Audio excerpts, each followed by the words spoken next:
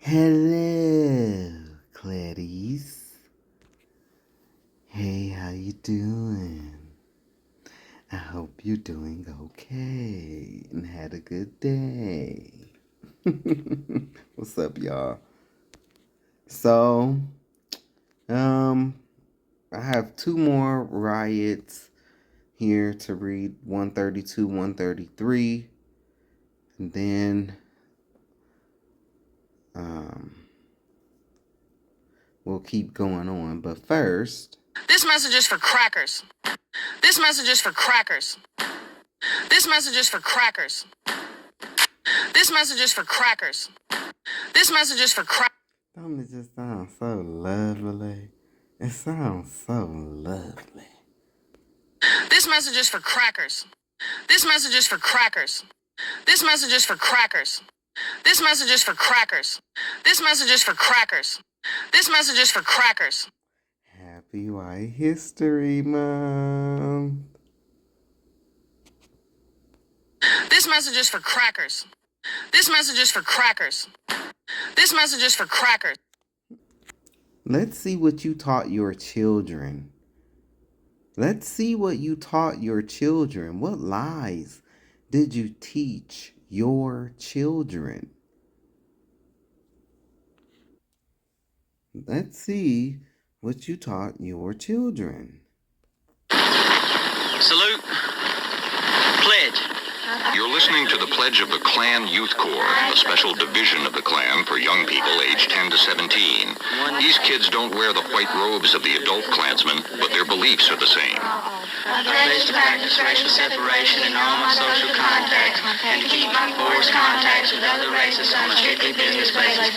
I pledge that I will never accept the false teachings that all races are... Look at her face. She looks miserable. She looks miserable. This is what you've done to your kids. equal or the same. I pledge that I will immediately go to the aid of any white person being attacked physically or verbally by a person of another race. Except for if their name is Renee Good or Alex Pretty, right? Except for them, right? Oh, okay. I pledge to fight for complete separation of all the races in America and recruit others to do the same.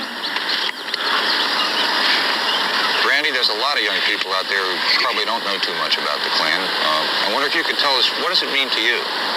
It stands for white supremacy, to fight the communists, fight the niggers and the Jews, and the Vietnamese and everybody, all the Jesus coming to America, and it means... That nigger sound too fresh coming off his tongue.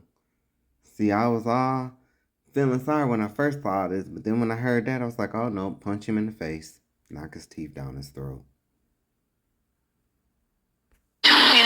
White supremacy. Any of the White supremacy, is that the tool that, or the key that y'all be using to crash that gay app Grindr at y'all when y'all be having y'all Republican conventions and stuff like that?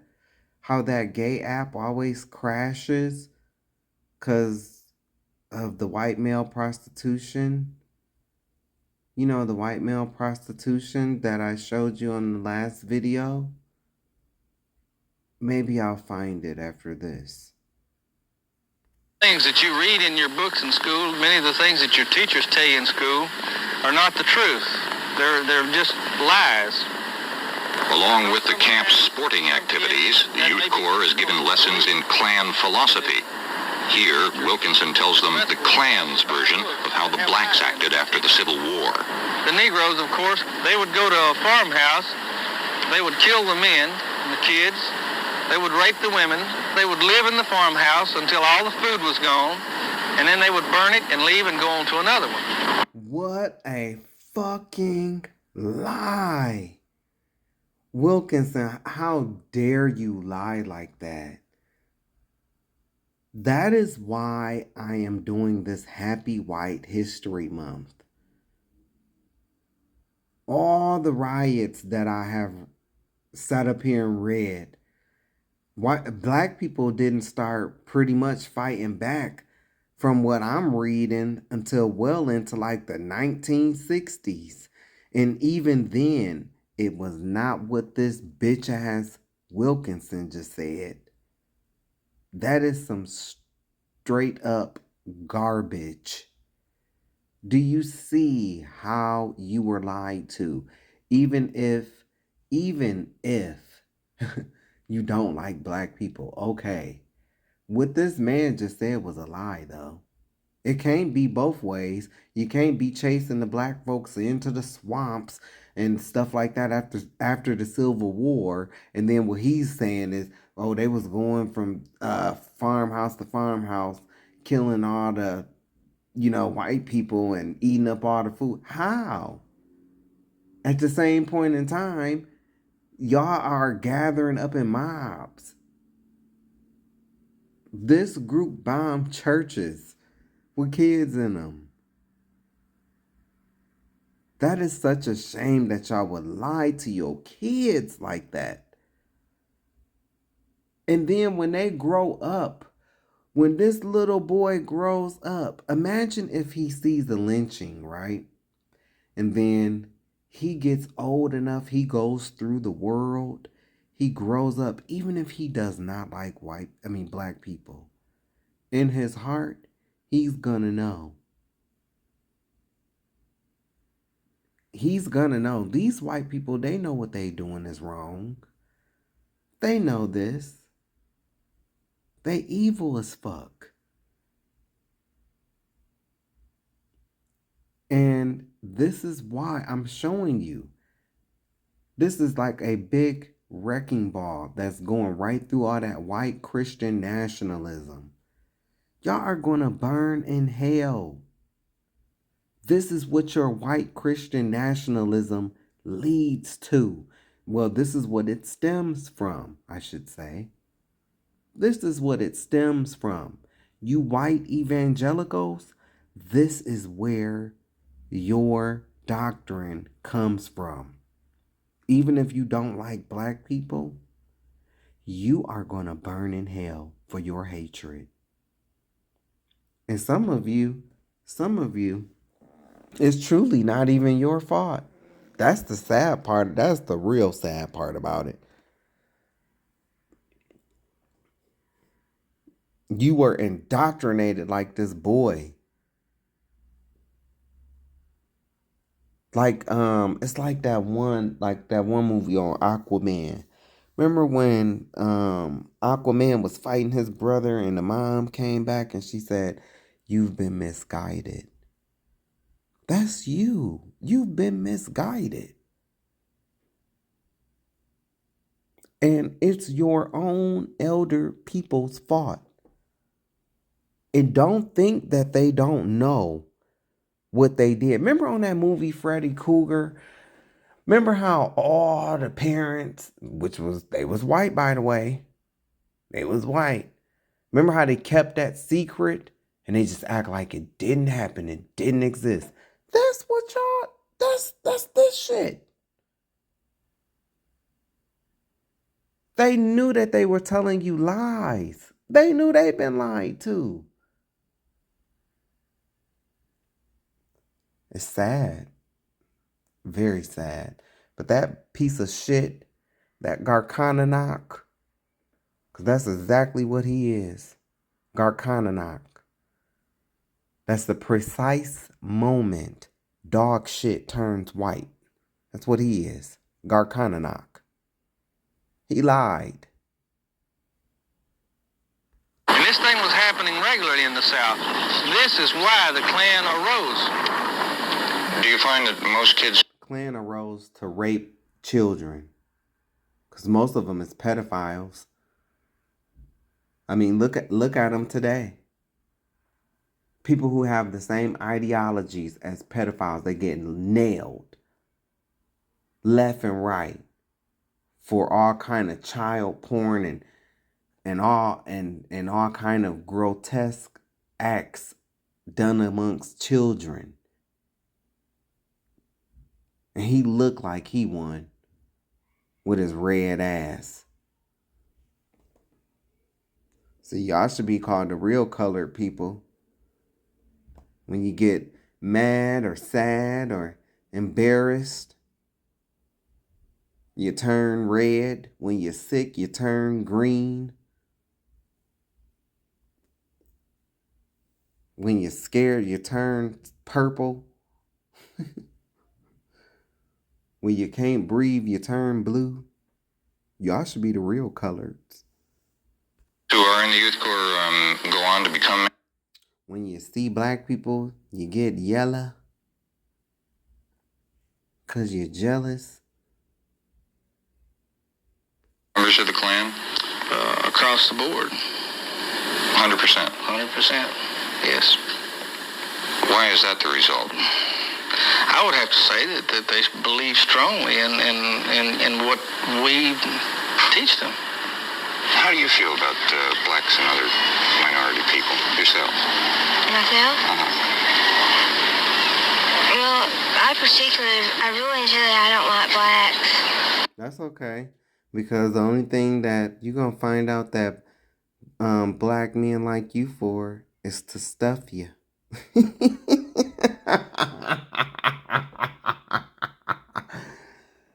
These ones that be talking like that, they be the prime ones. And then this was back in the day. You know, she probably done took a few bumps, took down a whole room full of black men. They're not as intelligent. You know that for a fact. I know they're... Well, sir, how you know that? And you don't even recognize that you have goat hair coming out your scalp.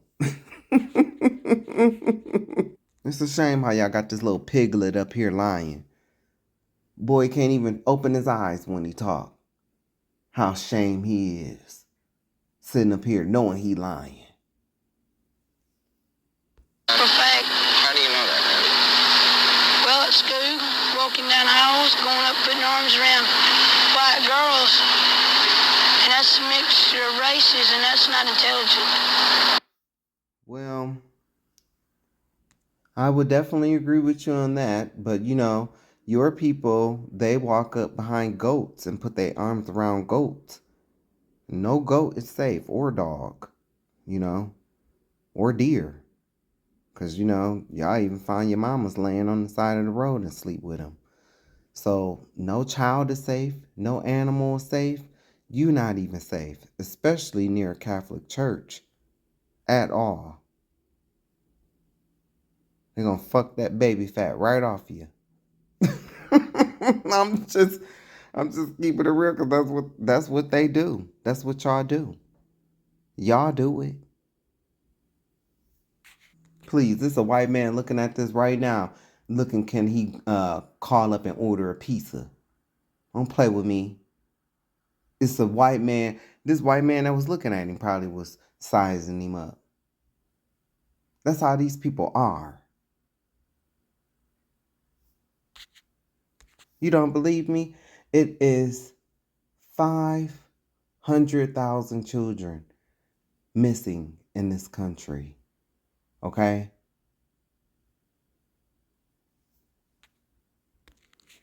I think we should send him back to Africa, the Iranians back, and the Cubans back.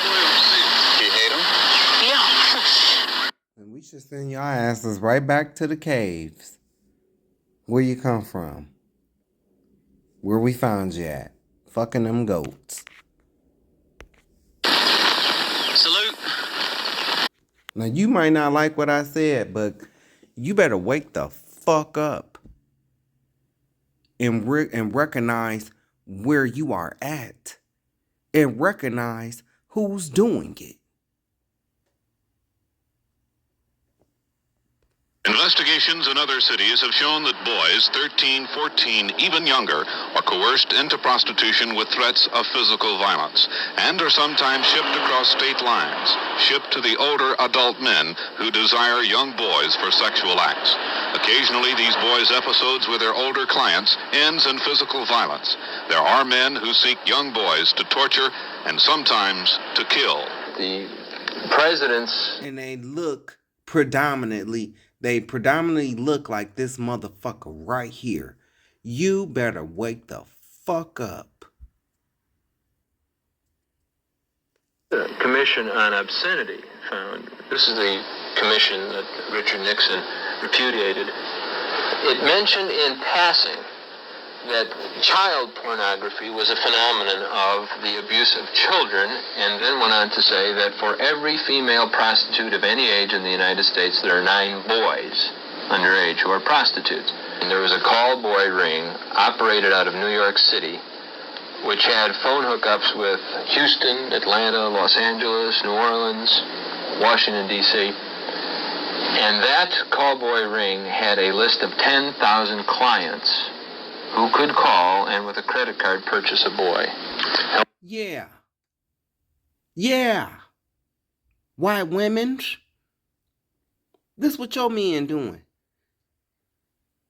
So while Keisha is so worried about Tyrone and him being DL, well, at least most of the time, he's sleeping with an adult. Somebody that's 18 and over. Your Colin and Connor and Cody, okay, bitch. Presentence Commission on Obscenity found, this is the commission that Richard Nixon repudiated. It mentioned in passing that child pornography was a phenomenon of the abuse of children, and then went on to say that for every female prostitute of any age in the United States, there are 9 boys underage who are prostitutes. There was a call boy ring operated out of New York City, which had phone... It's operated out of New York. Out of New York. Sorry, New York. Out of New York. hookups with Houston, Atlanta, Los Angeles, New Orleans. Atlanta and New Orleans, them is predominantly black cities. And Washington, D.C., them is predominantly black cities.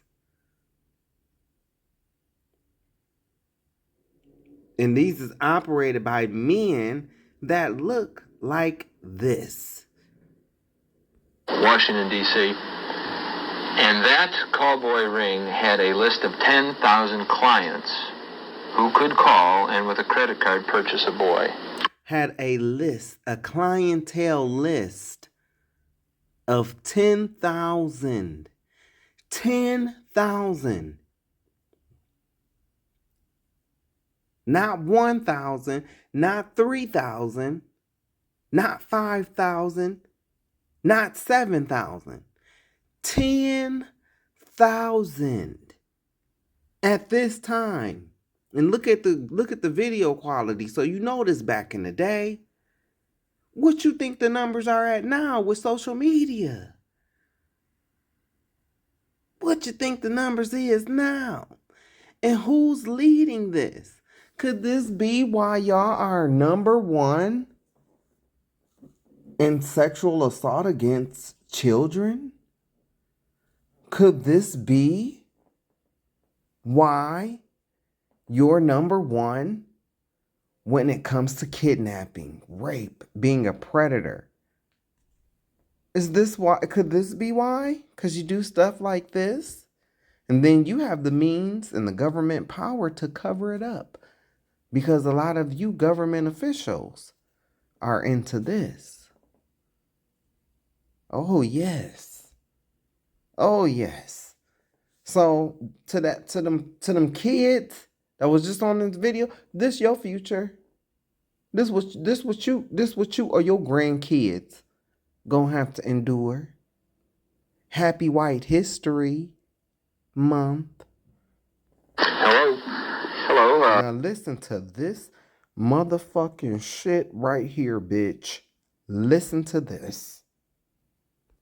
And that callboy ring had a list of 10,000 clients Again. who could call and with a credit card purchase a boy. Now listen to how they purchase them.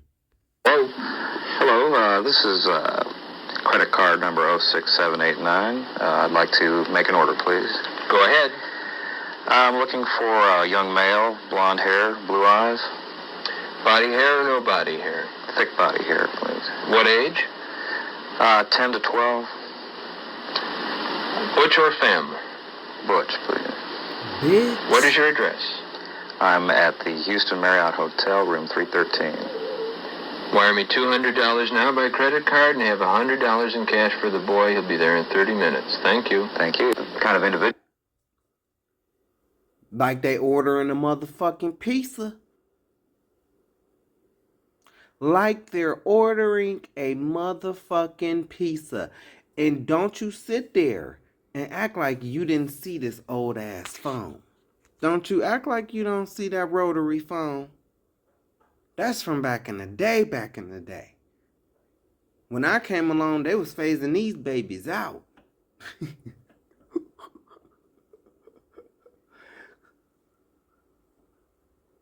Cause I wasn't around when the first phones was invented. I don't care what they tell you. I don't care what the fuck they tell you, okay? I wasn't around. And I'm sticking to it. Now, this is the phone, so you know what time this is from. They ordered these boys like they were pizzas. Hello. Is this thing on? Hello? Hello, this is credit card number 06789. I'd like to make an order, please. Go ahead. I'm looking for a young male, blonde hair, blue eyes. Body hair or no body hair? Thick body hair, please. What age? 10 to 12. 10 to 12, bitch. And they say it so casually. And see, they try to throw you off. Oh, you're being loud. You're being animated. Why? Because you can sit up here and talk reserved. And slow. But look what you doing. Look what your kind doing. See, with them people that act all, oh, you're making a scene. I'm telling you, you gotta watch them people. Not always, but sometimes you gotta watch, especially if they're crackers. You gotta watch them. Especially them crackers that act like, you gotta watch them. Cause them be the ones that be on this shit. Like this motherfucker ordering a pizza. For a young male. And then they get mad at me talking about I'm cussing. This motherfucker ordering children. Bitch, your head is in the clouds. Wrong thing to be mad at, ho. Wrong thing to be mad at. Edna, Ethel. Focus on the message. This is the message. Hello, this is credit card number 06789. I'd like to make an order, please. Go ahead. I'm looking for a young male, blonde hair, blue eyes. Body hair or no body hair? Thick body hair, please. What age? 10 to 12. Butch or femme? Butch, please. What is your address? I'm at the Houston Marriott Hotel, room 313. Wire me $200 now by credit card and have $100 in cash for the boy. He'll be there in 30 minutes. Thank you. Thank you. The kind of individuals involved are down the line, almost in every instance in the cases I've investigated, men who are very powerful, usually very wealthy, and usually administrate control over a large number of people. 16. AKA white. AKA white. See, y'all love to be in control and controlling every motherfucking thing till this shit come out. Then you want to, spread it. Well, look what they're over there doing. I mean, they're doing it too. Fuck out of here. Almost in every instance in the cases I've investigated, men who are very powerful, usually very wealthy, and usually administrate control over a large number of people. Why you don't want to say AKA white? Why you don't want to say they look like me? Why you don't want to say the predominant people that's doing this look like they could be one of my brothers? Why you don't want to say that, huh? Huh? Why y'all don't want to admit to the problems that you have? You like kids, okay? You're not in the caves no more. You can no longer behave like this, okay? We understand that, you know, when, what's that whole name? You know, the bitch that looked like, Roger in a blonde wig, Megan Kelly, that's that whole name. We understand that Megan Kelly, alien species looking ass, gathered you crackers up and brought you here on her spaceship and dropped you off in the mountains. And from there, you had 23 years. Every 23 years you could eat. When after y'all done ate all the damn animals in the mountains, y'all start turning to the people. We get it. We get it. Y'all was in there, you know, screwing your mom and your sister at the same time, producing these Jason Voorhees looking ass children up in those mountains. We get it. You was screwing your own children. The goats was screwing them. You was screwing the dogs, and the dogs were screwing the women. And next thing you know, Motaro. We get it. We get it.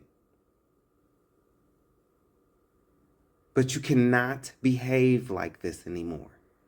And while you're at it, you need to tell Donald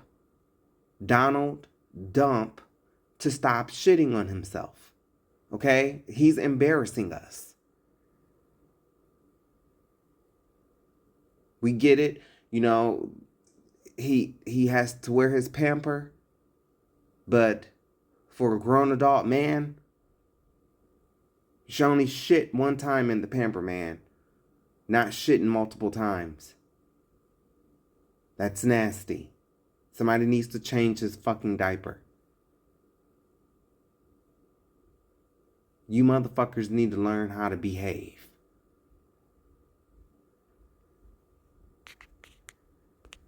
Almost in every instance, in the cases I've investigated, men who are very powerful, usually very wealthy, and usually administrate control over a large number of people. AKA white. White people, white men. They look like you. They look just like you. People. 16-year-old boy came to us telling how he'd started as a prostitute at age 12 and now is employed by a large Houston corporation. The corporation pays him from a well-covered slush fund. I'm working right now, with the corporation. And what's that? How's that work? Well, when their executives or, their business people are in town, they're sent to our apartment, and we entertain them while they're here. Okay, what's that entertainment usually involve? What do they usually demand, or what do they want? Well, it's all kinds of sex and perversions. There's no two alike. I've decided that. Subsequent to the making of this interview, this boy's mutilated body was found. It's closely attached. You heard that.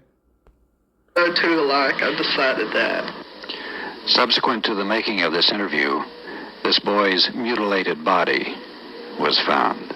It's closely attached to the major financial, commercial, industrial, educational institutions of our society. Who owns most of that? Who's the CEOs of the industries that he just named? And black folks, we know this. See, we know this. As you climb that ladder, it starts to get wider and wider. We know this. This is y'all. This is y'all.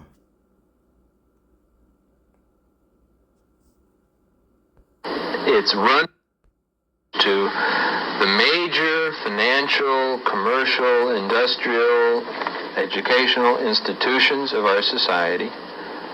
It's run by the same people who run those. It's frequented by the same people who occupy management positions in those. It's not the mafia. It's an adjunct of clean business. It's serving the most respectable people we have in our society, the people who are the elite. Wow. Wow.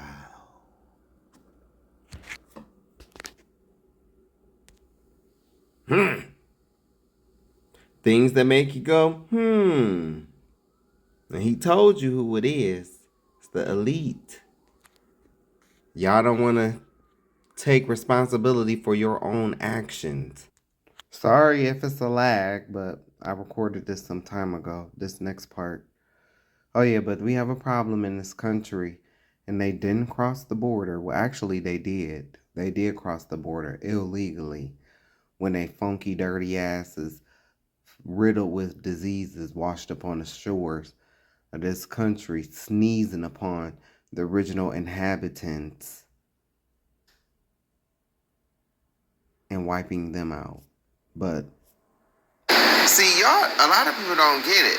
This is how hateful these people are. You can't even do good deeds for other people.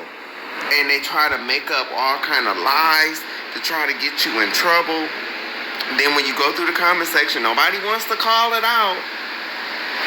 This is a problem in America. And these white men, this is gonna be their downfall. Their racism, their hatred for black people is going to be their downfall. You see, you paying a high price for your racism. You know, your farms are suffering. You know, all this stuff going on in the country is because of y'all.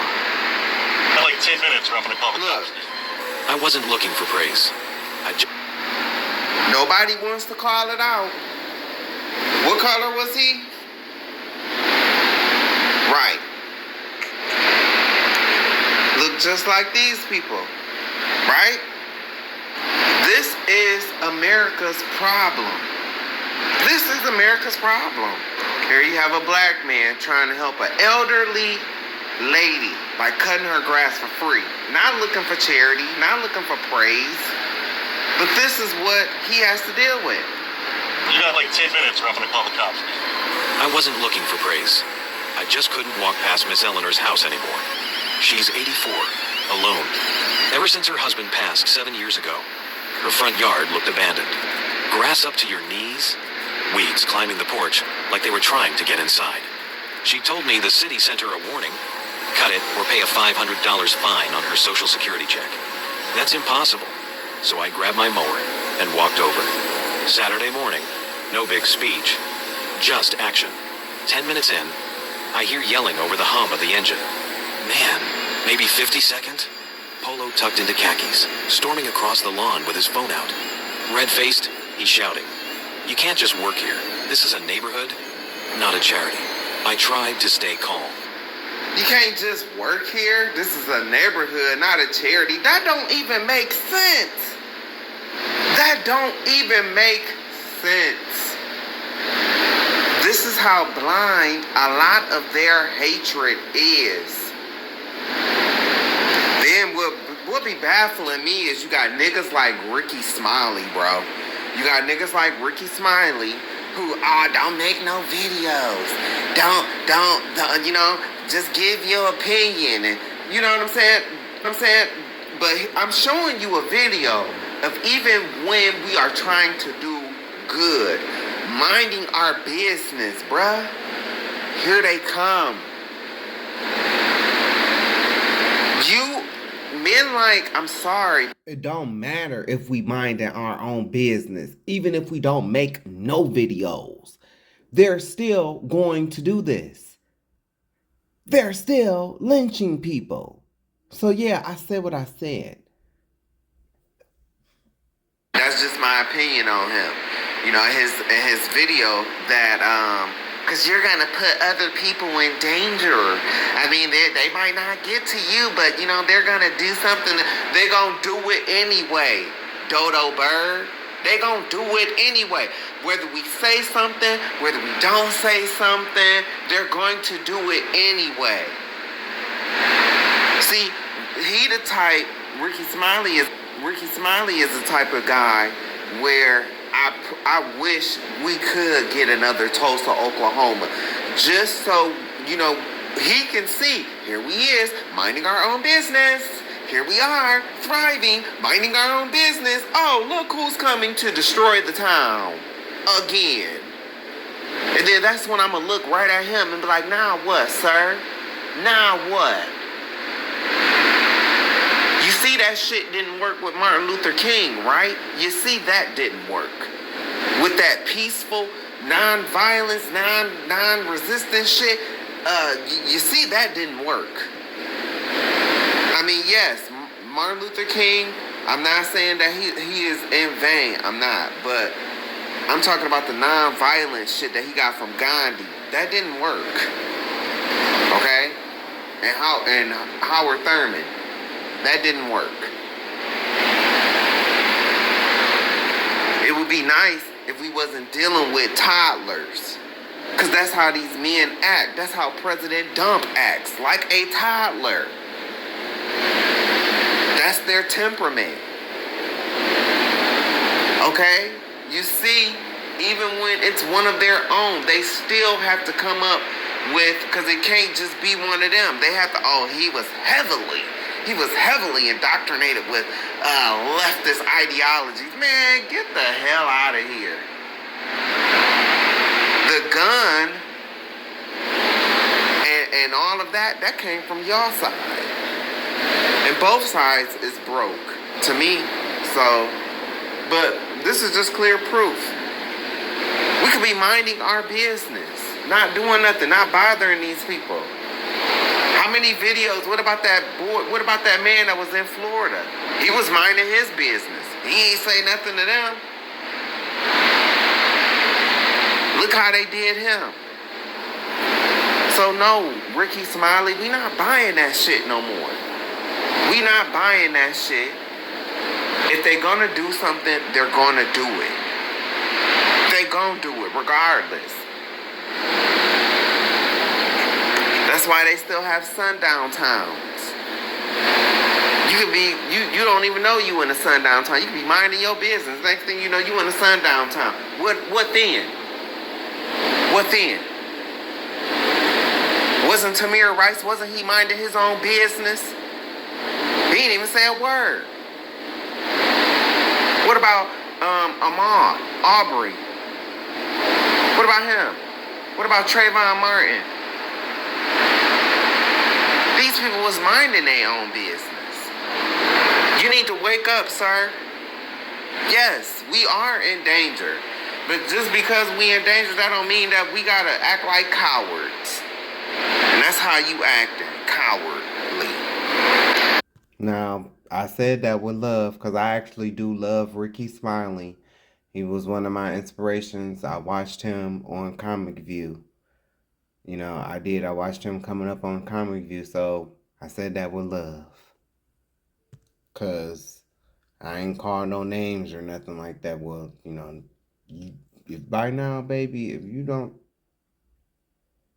see how I can get, that was said out of love. And we do have a problem in this country. We do. Big time. And I'm showing you where they got it from. And I'm going to show you something that you meant for us, but it actually backfired on y'all asses. Yeah, it tore us up. But y'all wasn't expecting that boomerang to come back like it did. The major market for heroin sold in the Western world is the United States. According to the Federal Bureau of Narcotics, there are more than 47,000 known narcotic addicts in this country, and experts believe there are thousands more who are unknown. Most of the known addicts are addicted to heroin. Here is heroin, this white powder. Addicts usually liquefy it and inject it into a vein. About 50% of the heroin addicts live in New York City, and an estimated 80% of the known addicts in New York City live here. They live in Spanish or colored Harlem. They live in tenements on dirty streets. And they buy heroin on street corners like this one at 118th Street and Madison Avenue. From a truck parked across the street, we observe the activity here.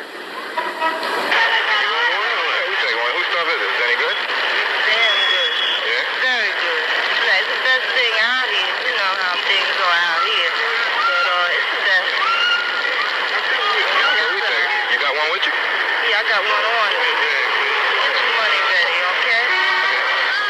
25, right? Many of the people who linger on this corner are not here to buy or sell heroin.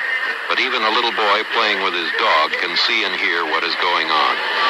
Well, I get up about 3 times a day. And these guys 7 bags? Wow, you got an oil burner. You ain't got no habit, man. You got an oil burner. Wow. I remember when you was shooting 2 bags, man. In the neighborhood, we questioned this boy. He is only 12 years old. How do you know they're selling heroin on the corner? I have seen people boy and they have told me. Have you ever seen school children buy heroin on that corner? Yes. How old would those children be? My age and a little older. Around 12 or a little older? Yes. Within a 2-block radius from this corner, there are 4 schools. Across the street, a nursery school. Behind this, Cooper Junior High School. To the right, also 1 block from the corner, PS 103, an elementary school. In back of this school, PS 79, another elementary school. William Saunders, Dean of Boys, Cooper Junior High School. We have had, over the years, a number of youngsters who have been able to purchase heroin in the vicinity of the school on the street corner. And we've also found that they did not inject the heroin, that they became what we call sniffers. They would take heroin, put it in the palm of their hands on a piece of paper, and put it up their nostrils and sniff it. The major market for heroin sold... Who made the drug available? Who made it possible? I mean, we ain't had no power to go and harvest opioid fields and all that shit. That was Esau's government. Men that look just like this cracker right here. He probably sniffed some of it after the cameras turned off. Oh, cracker motherfuckers. Oh, yes. Wasn't expecting them tables to turn, huh? Well, they did. After decades of improvement, the life expectancy of white people in America has taken a troubling downward turn. Experts say that the situation is due in great part to the opioid epidemic. Those bearing a huge brunt, white, middle-aged women. Only on 5, Alan Martin reports they're getting hooked faster and are suffering more. The pain medication, it just went click, and I said, wow, that feels good. Laura kept her drug use a secret. I noticed that, maybe I was a little more short-tempered, or I didn't have as much patience, and then I'd get the prescription, and suddenly everything seemed to flow a little bit better in my house. Yeah, because she ain't have a nigger to crack a whip on. You know y'all was the #1 slave owners. I was taking care of 3 small kids, and it's a lot of work, and it's very crazy at times. It started off with prescription opioids for an injured tailbone.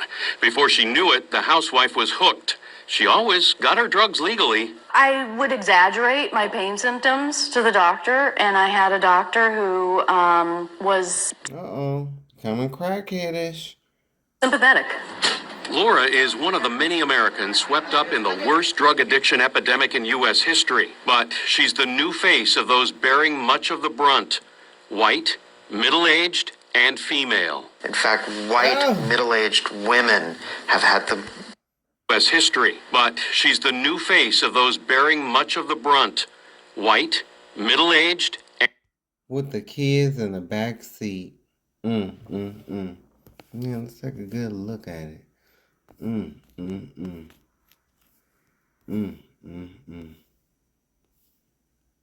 Just, both of them.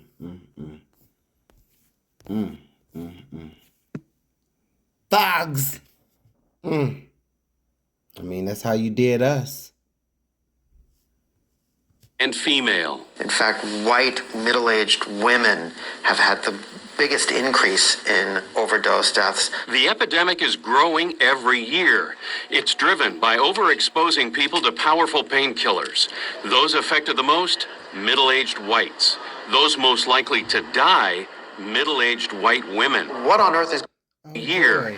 It's driven by overexposing people to powerful painkillers.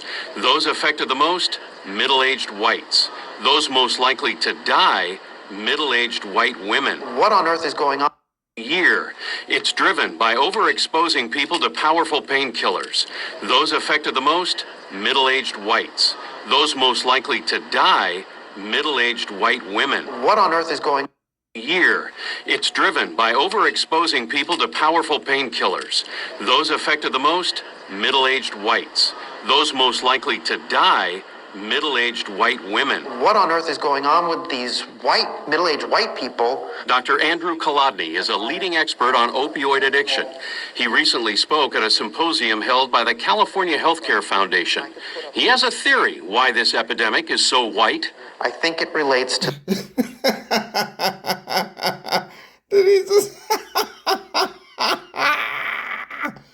He recently spoke at a symposium held by the California Healthcare Foundation.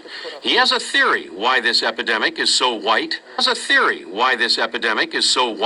I think it relates to the way in which doctors prescribe narcotics. No, dummy. It's spiritual. It's because you put this shit out.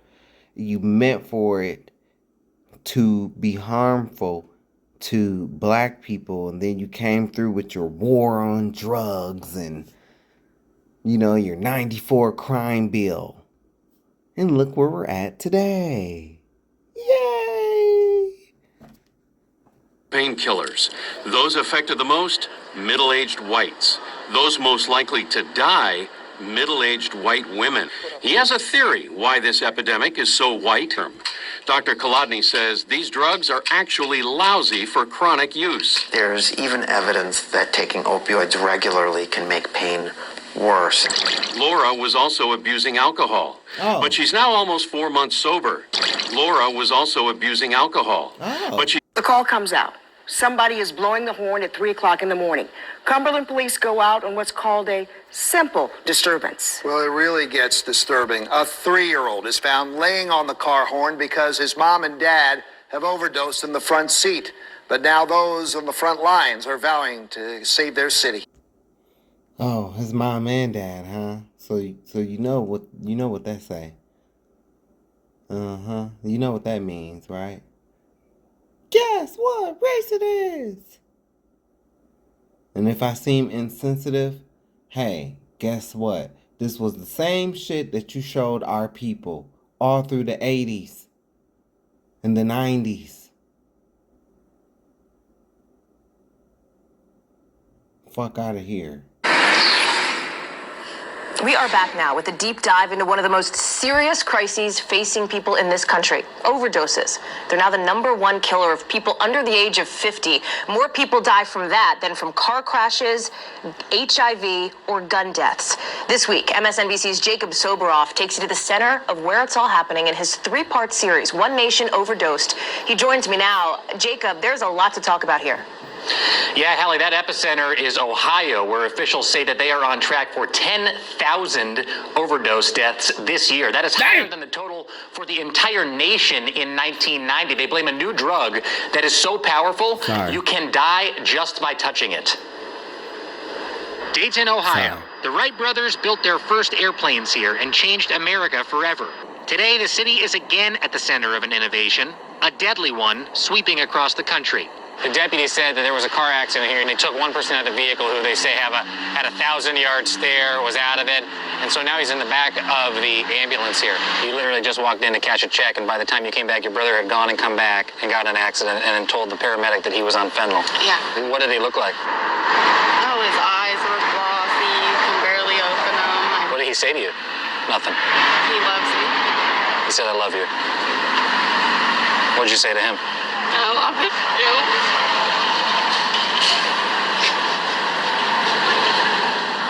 What's it like to go through this? Hell. Hell. Every day it is hell. Sometimes I run. Sometimes I hide. Sometimes I'm scared of you. But all I really want is to hold you tight. Treat you right. Be with you day and night. Come on, Brittany. It's Brittany, bitch. Come on. Perk up.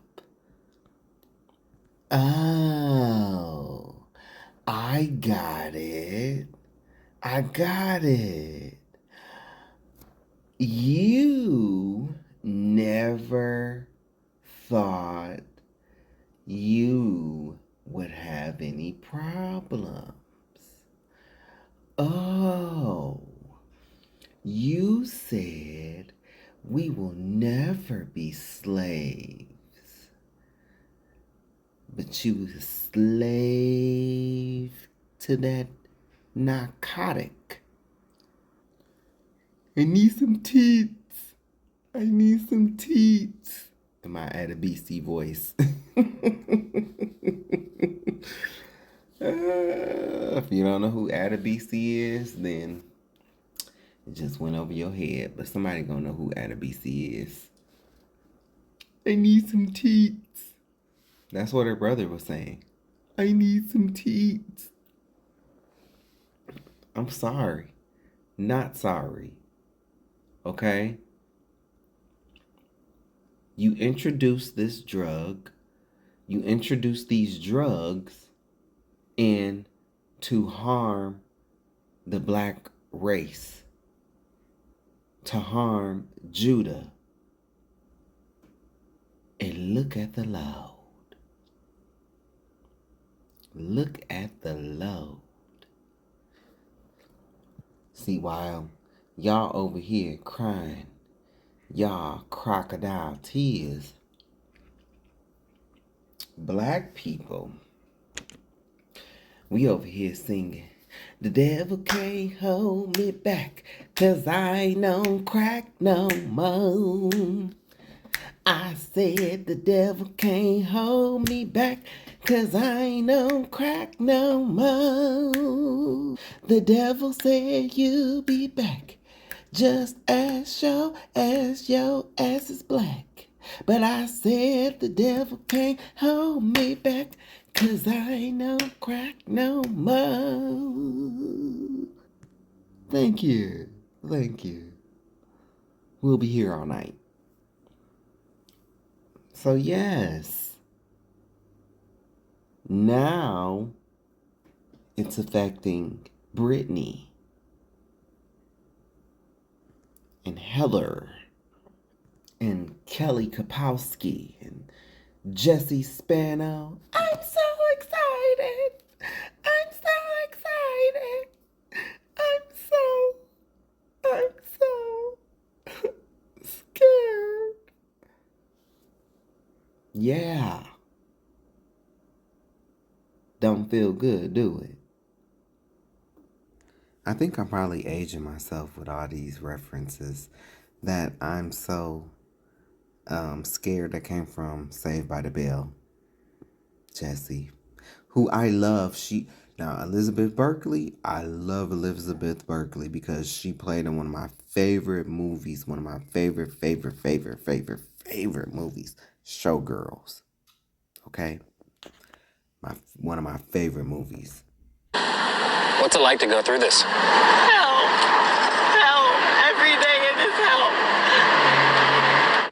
past 2 years, fentanyl, a synthetic opioid that can be thousands of times stronger than heroin, has been flooding into places like here, Montgomery County, Ohio, where the overdose death rate has been skyrocketing.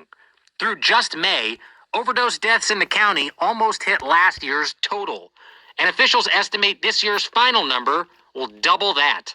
We're on the pace to have 800 people die this year due to overdose in our county. Per capita, we're number one in the nation in overdose deaths. Our job market's tanked. We lost all of our automotive industries, so I think it's driven by a loss of a good job. So people, I think they're depressed, they're self-medicating. The first No, it's driven by what you allowed the motherfucking Irish to do to black people in the Cincinnati race riot when the mobs of white Irishmen came down to the riverfront and they set them people little town that they had, they little tent town, set that shit on fire. Yeah. That's why you're going through this right here. Right here. That's why you're going through this. Opioid of abuse was prescription pain pills, including OxyContin.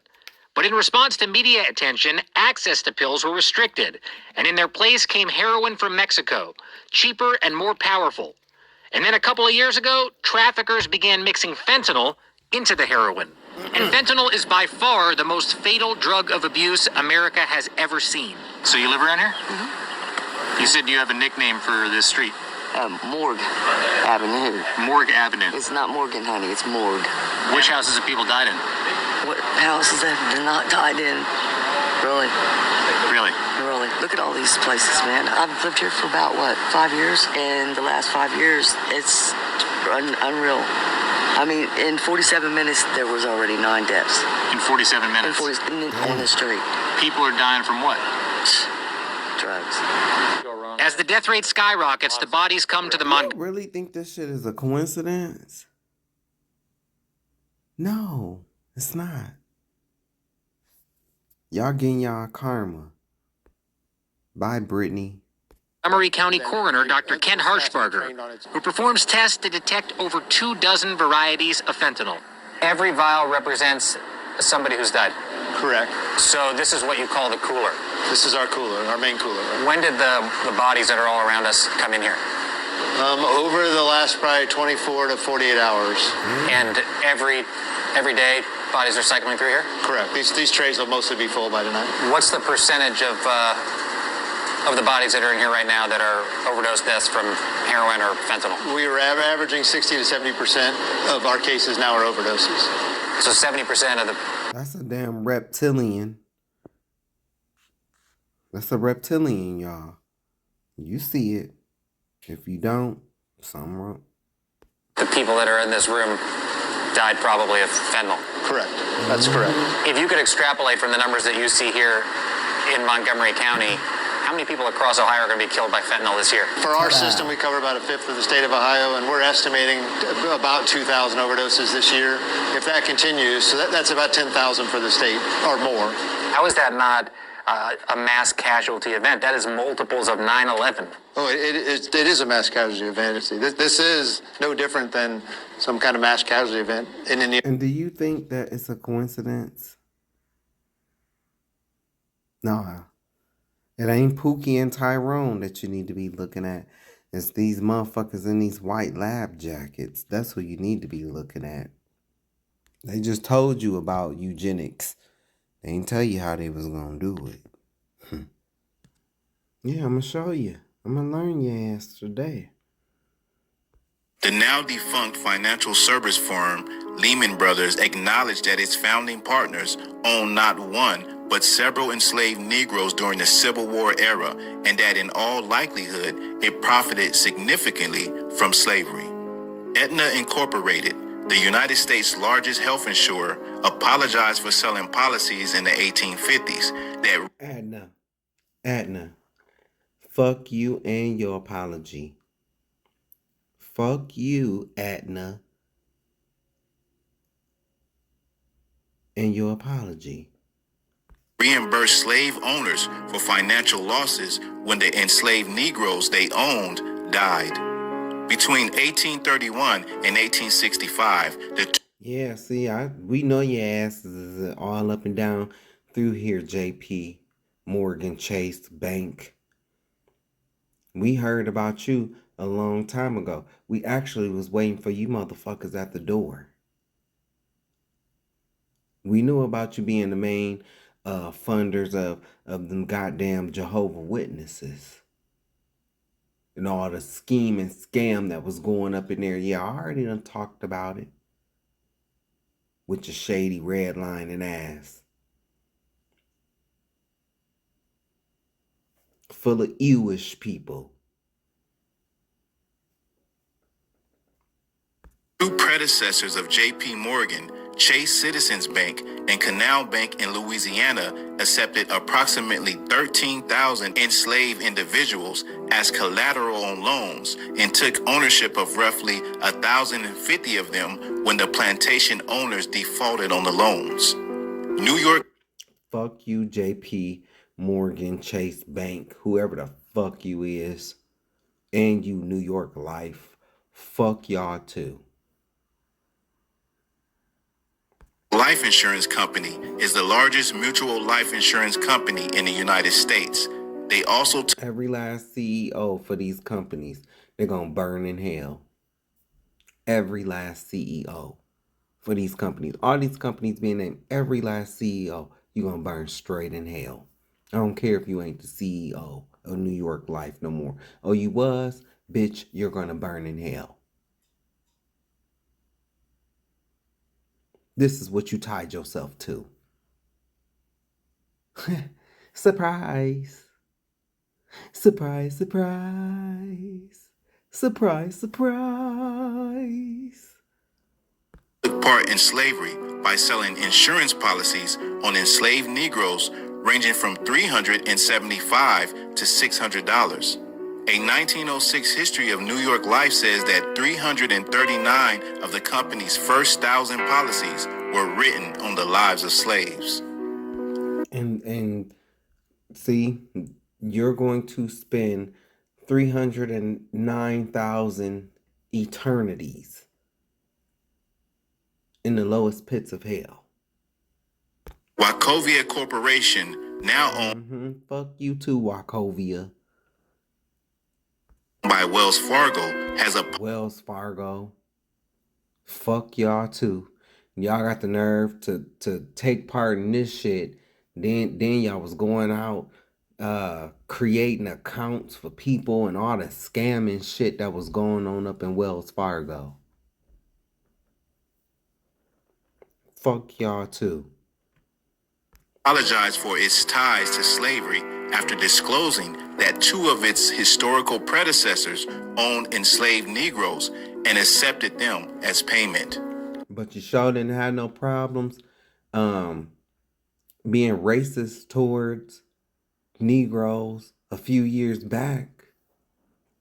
You sure didn't mind opening up multiple accounts without people's authorization with your shady asses. These corporations, man, they already killed this country. N&M Rothschilds and Sons Bank in London was linked. Them fake ass Jewish people. You heard that name. Anything with them in it is evil. Cause they evil. They the fucking 1% that own every fucking thing. Except for salvation. You hear that? You Rothschilds can't buy that.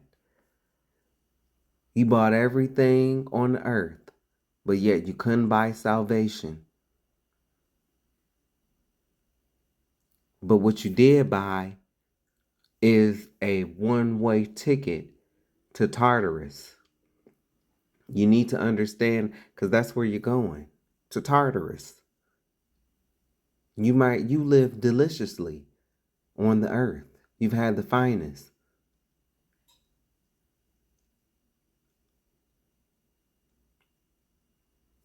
Y'all going straight to hell. And it's not just the Your elder people, nah. You young ones too. You young ones. Because you benefited from this beast system. So your people sacrificed you to hell. How you like them apples? Yeah, y'all won down here. And that's going to be over soon. It's going to be over soon. Somebody in the upper echelons of that family know the truth. Because it's even in scriptures that y'all know. That's why I had the lost books removed out of the Bible. Well, I read those lost books. And I know what happens to these Rothschilds, along with the rest of these 13 Illuminati families. I know what happened to them. Y'all live deliciously on earth. What fools. What fools. Life is but short. It's like a speck of dust. It's short. But eternity, baby. Oh, eternity is a very long time. Enjoy. Happy White History Month. To slavery, it has been revealed that Nathan Mayer Rothschild, the banking family's 19th century patriarch, made personal gains by using enslaved Negroes as collateral in dealings with slave owners. See, that's why y'all going to hell. You blame it on that Nathan motherfucker.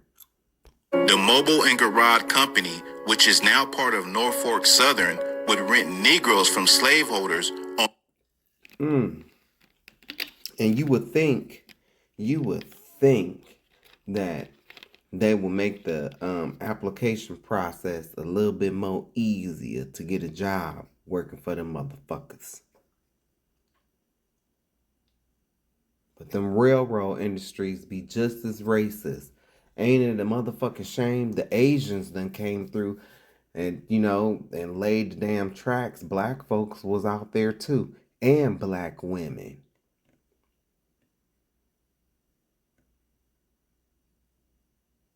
But then when everything is done, now y'all come in and bring y'all cracker asses and want to be to control everything. That's all y'all do. That's all you're known for. Coming in and trying to lead shit and running it right into the ground. One-year contracts for $180 apiece, the equivalent of $3,379 today. According to the records, USA Today has found that their own parent company, E.W. Scripps and Gannett, had links to the slave trade. USA Today, fuck y'all too. Y'all motherfuckers just want to issue a pile. Oh, we sorry. Nah, bitch. We gonna need that. We need the money that y'all made off of our people. We need that.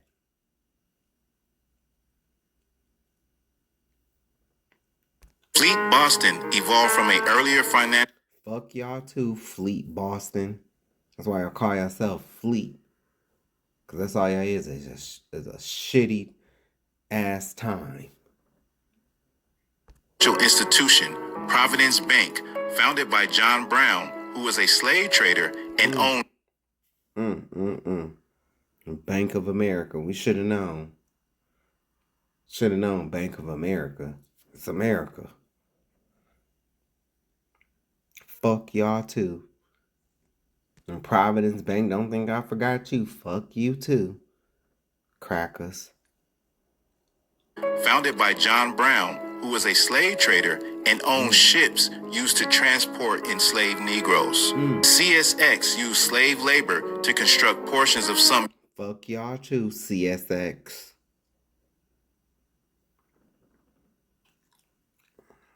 U.S. rail lines under the political and legal system that was in place for over a century. Individual enslaved Negroes cost up to $200 today, the equivalent of $3,800 today to rent for a season, and CSX took full advantage. I'm gonna let it play through without interrupting so y'all can hear it. But fuck all of y'all.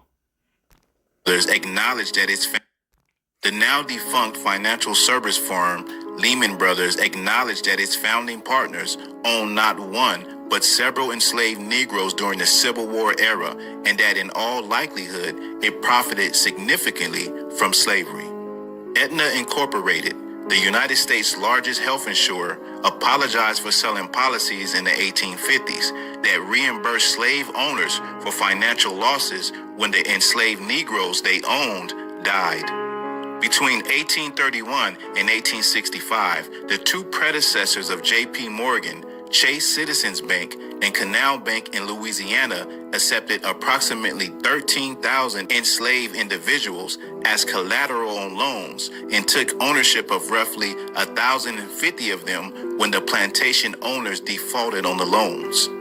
New York Life Insurance Company is the largest mutual life insurance company in the United States. They also took part in slavery by selling insurance policies on enslaved Negroes ranging from $375 to $600. A 1906 history of New York Life says that 339 of the company's first 1,000 policies were written on the lives of slaves. Wachovia Corporation, now owned by Wells Fargo, has apologized for its ties to slavery after disclosing that two of its historical predecessors owned enslaved Negroes and accepted them as payment. N&M Rothschilds and Sons Bank in London was linked to slavery. It has been revealed that Nathan Mayer Rothschild, the banking family's 19th century patriarch, made personal gains by using enslaved Negroes as collateral in dealings with slave owners. The Mobile and Garage Company, which is now part of Norfolk Southern, would rent Negroes from slaveholders on one-year contracts for $180 apiece, the equivalent of $3,379 today. According to the records, USA Today has found that their own parent company, E.W. Scripps and Gannett, had links to the slave trade. Fleet Boston evolved from an earlier financial institution, Providence Bank, founded by John Brown, who was a slave trader and owned ships used to transport enslaved Negroes. CSX used slave labor to construct portions of some U.S. rail lines under the political and legal system that was in place for over a century. Individual enslaved Negroes cost up to $200 today, the equivalent of $3,800 today, to rent for a season, and CSX took full advantage. I love it when these people find out the truth. When they start finding out the truth. A not so fun fact about slavery is that they would force the mothers to bury their kids to their head, like with their head sticking out, and they would take turns kicking the child until they beheaded them. They would rape their husbands in front of the wives, and then they would force their wives to cook their child's head to serve it to the slave owners. And the most disgusting part about all of that is that the U.S. never even fucking owned up to it, really. They really were just like, let's just teach them the bare minimum, sugarcoat it, make it seem like it was that long ago, and then we'll move on and teach them, like, so much other shit about the Holocaust. Why did we learn more about the Holocaust than we did about slavery? Because it was, if we focus on that over there, we don't have to focus on what we did over here. And then if we bring those people over here, they'll remember their propaganda on their own, and we'll help them. And we'll just blot out anything these people are saying. That's what it was. If you see the ancient god of Vietnamese, he's black. The ancient god of Hawaiians, he's black. The ancient god of the Indian, Vishnu, is black. The ancient god of Chinese Buddha is black. Are these? Look, those little beads on his head, like, Y'all see them little beads on his head? That's hair. That's hair. That's what we call kinky, or what we really say is nappy. But that's hair. That's his kinky, woolly hair. Are these Africans? No, European will tell you this is parallel development. And we sit around and accept this because he wants to develop his concept of white supremacy. And if he wasn't there first, then it didn't happen. You have pyramids in Egypt. You have pyramids in West Africa. And you have pyramids in Central America. You have those great big thick-lipped, big-nosed megaliths in the Ivory Coast. And you have them in the Olmec civilization here. But did they cross the ocean? No, because you know Columbus discovered America. Right. Which is bullshit. We know that's bullshit.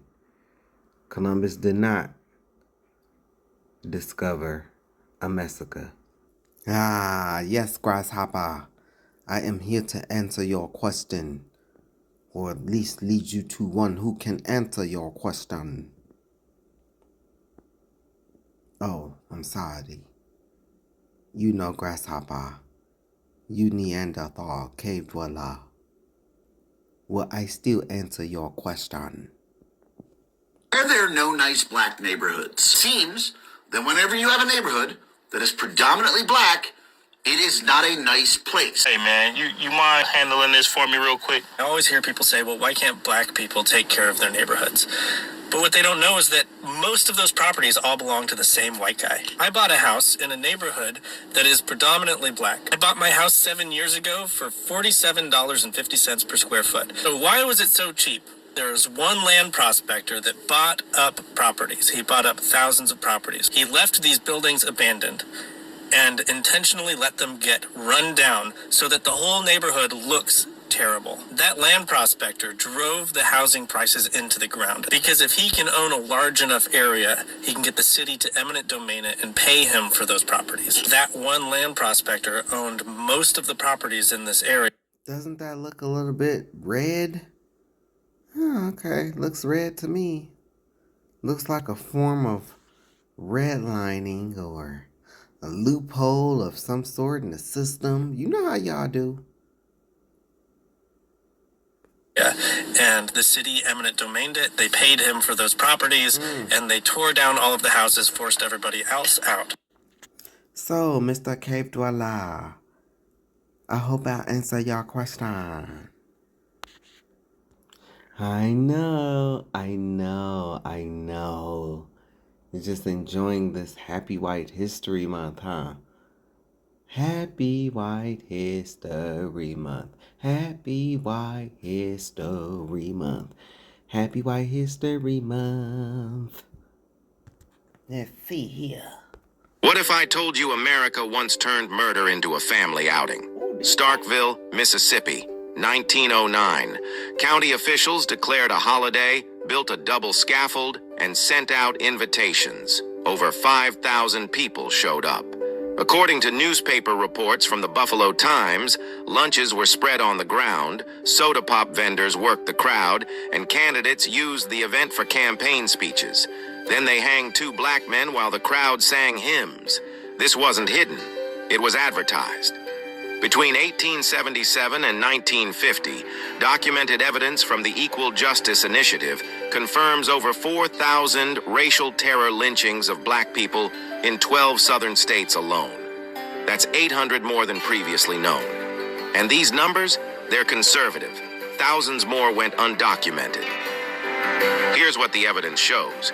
Newspapers announced lynchings in advance like concert dates. Schools closed so children could attend. Families packed baskets. Historical photographs prove it. White men in dress shirts and straw hats, women in flowered summer dresses, children in their Sunday best, all gathered around mutilated black bodies. May 15th, 1916. Waco, Texas. 17-year-old Jesse Washington stood trial at 11 a.m. The jury deliberated 4 minutes. Before the judge could sentence him, a mob dragged him from the courthouse. What happened next was documented by professional photographer Fred Gildersleeve, hired by city officials. 15,000 people gathered in front of City Hall, half of Waco's entire population. The mayor watched from his office window. Police stood guard. According to historical court records and witness testimony compiled by the NAACP, children attended during their lunch hour. Wow. But that's not evil? Talking about passing down generational curses, man. Whew, that is evil. Was what survivors described as a celebratory atmosphere. For 2 hours, Jesse Washington was tortured, castrated, hung from a tree, and repeatedly lowered into fire. When it ended, the crowd fought over souvenirs. Children sold his teeth. A group kept his genitals. Pieces of his bones were mailed. But y'all not evil, demonic people? This is not Genesis 27 and 41? Wow. Across America. Fred Gildersleeve turned the photographs into postcards and sold them in local drugstores. One young man mailed a postcard to his parents with the message, "This is the barbecue we had last night. My picture is to the left with a cross over it. Your son, Joe." The postcard business became so profitable that by 1908, the U.S. Postmaster General had to ban lynching photos from being sent through the mail. So people started concealing them in envelopes instead. Historian Philip Dre documented that men brought their wives and children to lynchings, posed for commemorative photographs, and bought souvenirs as if they had been at a company picnic. Not his exaggeration. Wow. That is so... They love to bring up, well, black people sold slaves, and black people took part. Did black people do any of this? I mean, goddamn, did the Arabs do any of this? Did the Arabs do this? Because you know they had slaves too. Did the Arabs do this though? No, white people, you took the cake, baby. You took the cake. Yeah, everybody did. Oh, but you? Oh, bitch, you turned it into postcards. Souvenirs. Posing for the picture. With your family, got your kid. You made this a happy moment. That is how psychotic, delusional, and deranged you people are. You are a deranged people. Evil to the core. This is who you are. You've learned to put on suits and to speak calmly. But this is who you are at your core.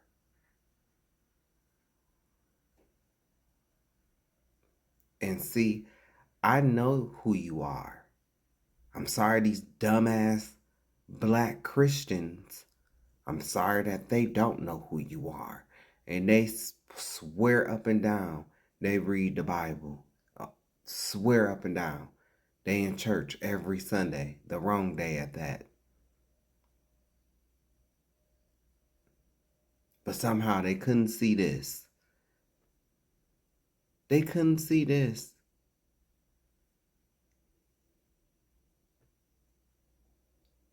This is why there's no repentance for Esau. This is why your seminary theologians, this is why they don't want to tell you the truth on you being Edom. Joel, Webinar, or whatever the fuck your name is. You are this. This is who you are. And see, Joel, you are a coward ass bitch to me. You're a coward because this is how you feel about black people, but then you want to come out and say, oh, but I have black friends and I'm not racist. Then you say stuff like what you said about, black churches and black pastors.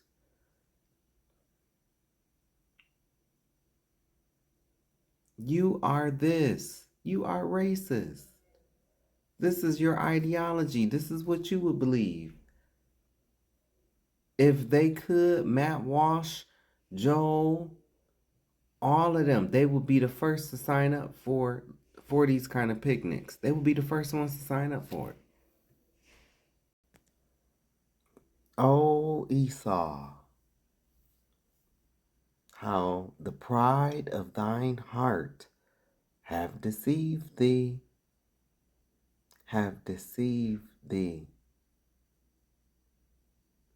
You've enjoyed, you've lived deliciously, you've done stuff like this. See, it's one thing, yeah, all races took part in slavery. But what y'all don't want to see, what you don't want to see is you the only motherfuckers that did this. You're the only ones to desecrate a body. Do you not get that? Do you not get that? You did inhumane, evil, demonic, spiritual things with another person's body. Do you not get that? Guess who else? Guess they gambled over Christ's garments. They gambled, right? They sold his stuff too. But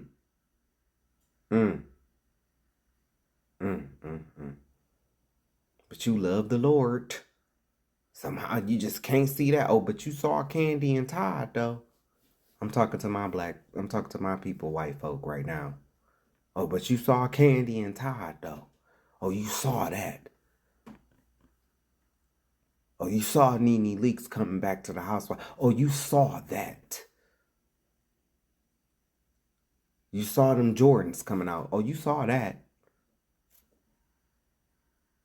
Saw the Pittsburgh Steelers stats from 1995. You know that. You can run all LeBron James stats down. You know that. Somehow you missed this.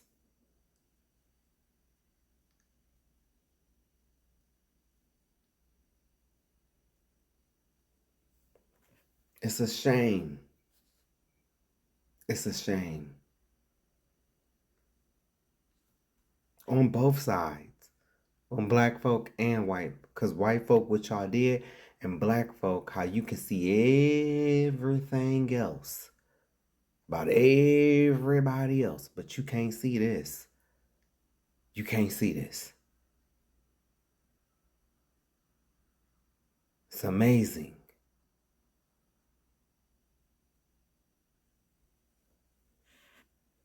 Historical fact. Newspapers called them lynching picnics. Kansas newspapers in the 1880s bragged that their lynching picnics were more elegantly done than Missouri's. Memphis, Tennessee. Wow. That must be why Kansas is so motherfucking boring today.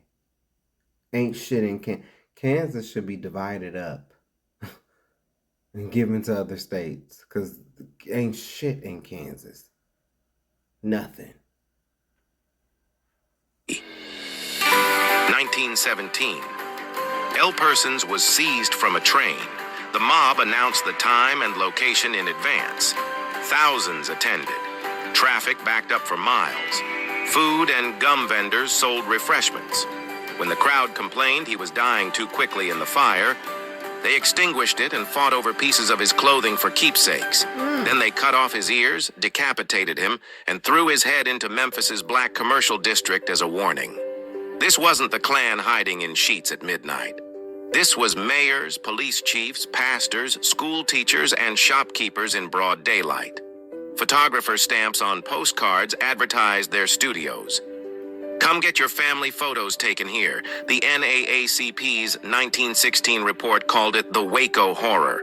W.E.B. Du Bois published the photographs in the Crisis magazine, the first time lynching images appeared in mass media. The board hesitated. Du Bois insisted. He wrote, "I have been censored and criticized because I published the horrible details of the burning of Jesse Washington. I published them deliberately, and I shall publish them again." And then it's like they want to act so. It's like that's how you know that these people are literal demons under a fucking spell. When as they're doing the act, it's all, yeah, come get your souvenirs. But then when somebody publish it, just like what I'm doing now it's shame, all the shame, because yeah, you know that this is wrong. But somehow you couldn't see that this was wrong when you was doing it. It's because ye are of your father, who was a murderer from the beginning. See, you white people, you became Nephilim. That's how you lost your melanin, what little melanin you had.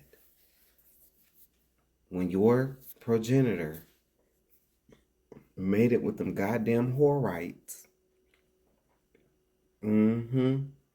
ta-da.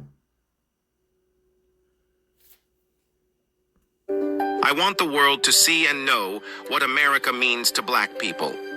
These postcards still exist. These photographs still exist. In archives, in museums, in attics passed down through families. The Smithsonian holds them. The Library of Congress holds them. You can see them yourself.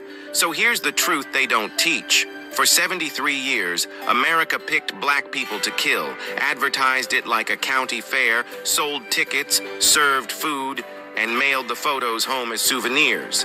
But now today, y'all want to talk about your Houston rodeo. Fuck your Houston rodeo. Fuck your Houston rodeo, bitch.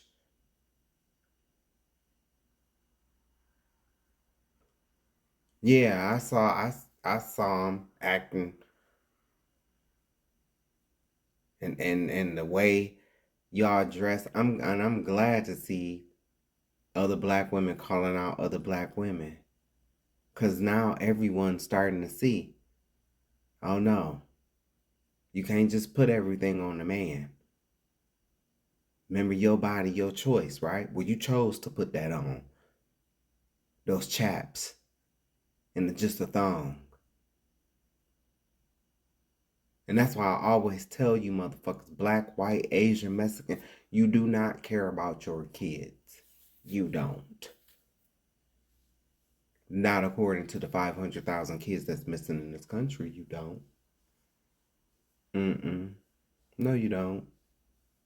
Not according to all the ODs, people overdosing while the kids are laying on the horn or in the back seat of the car. No, you don't. No, you don't. You don't care about your kids. No.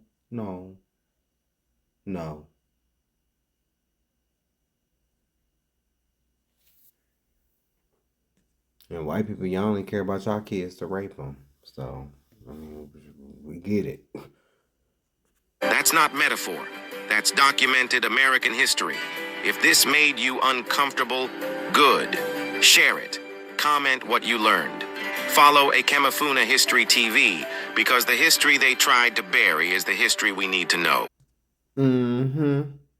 Killers that make Omaha different from New York are just incidental. The problem exists because white people think they're better than black people, and they want to oppress us, and they want us to allow ourselves to be oppressed. I agree with you perfectly. This is the basic problem.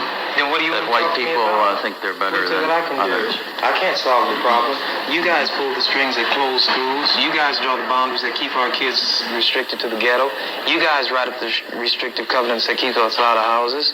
So it's up to you to talk to your brothers and your sisters and persuade them that they have a responsibility. We've assumed ours for over 400 years, and we're tired of this kind of stuff now. We're not going to suffer patiently anymore. No more turning the other cheek.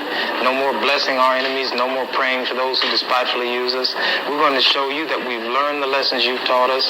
We've studied your history, and you did not take over this country by singing "We Shall Overcome." You did not gain control of the world like you have it now by dealing fairly with a man and keeping your word. You're treaty breakers, you're liars, you're thieves, you rape entire continents and races of people. Then you wonder why these very people don't have any confidence or trust in you. Your religion means nothing. Your law is a farce, and we see it every day. You demonstrated it in Alabama, and I can say you because you're part of the whole system. You profit from it. In fact, you make your living from it. You couldn't walk around and talk to people, stand up in your pulpit on Sunday and preach nice little songs and say, now we're going to give thanks to the Lord for he is good and old Jesus be among us. As far as we're concerned, your Jesus is contaminated, just like everything else you tried to force upon us is contaminated. So you can have him. And here's what I'll say, I wish you would follow Jesus like we followed him. Because if you did that, then we'd be in charge tomorrow. I think the problem is so bad that we can have no understanding at all. You think it's gotten to the point where there can never be that reconciliation? No. You talk about justice, and it means one thing to you, and we talk about it and means something else to us. And it'll always be that way. And I'd like you to know I have a terrible feeling against preachers, because I think you guys are the ones who are largely responsible for the problem in the first place. And you can accept it or not any way you choose. And for you, this may be an excursion, across the line. What about the person that wants to listen? I genuinely feel that I want to listen. Well, if you listen and try to do something, you get kicked out of your church. See, that's where your people are. Well, we can make changes, right? So the changes that have come have been drastic. God bless you, little brother. Come back and see us again sometime. And don't look back in anger. Thanks for taking it so well. He thought we were going to do in here like they do to us. If we went in one of their places, everybody would have jumped out of their chairs and got some ropes together and hung one of us. We couldn't even go in one of their places like this.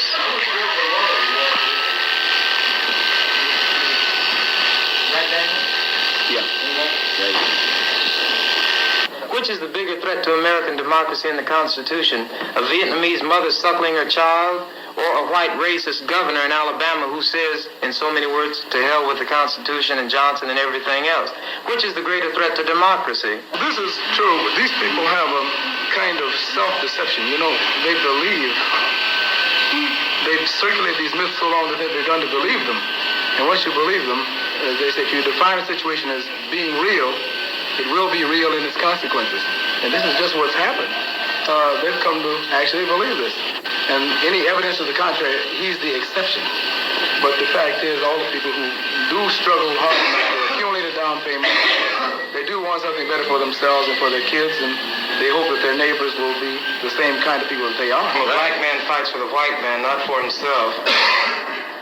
He tells you to bleed and you bleed. He said, go bleed in Korea for the white man, and you go bleed because you have to. He tells you to go to Vietnam or Lebanon or Laos, and we have to bleed. Then in Mississippi or Alabama or Omaha, Nebraska, where they're taking our rights, and we know who the people are who are taking them, we don't have any blood then. We're radical. Just because we want to get the rights that we fight overseas for so the white man can have. We fight over there to defend his women and children and defend his land from attack. And while we're over there fighting for him, our own people are being attacked by the same white people over here we're supposed to be fighting to defend. Right.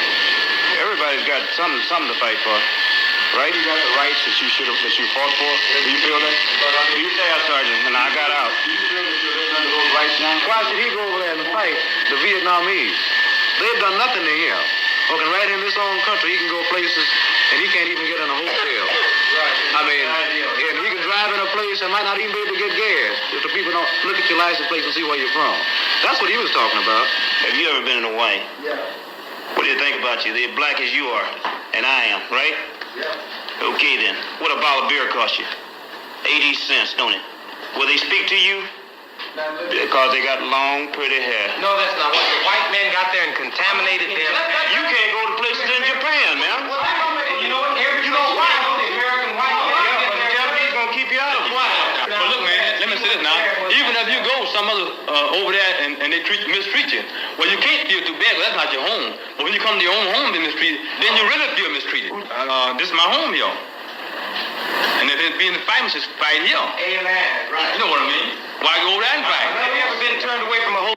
Boy, the barbershop ain't changed one bit, huh?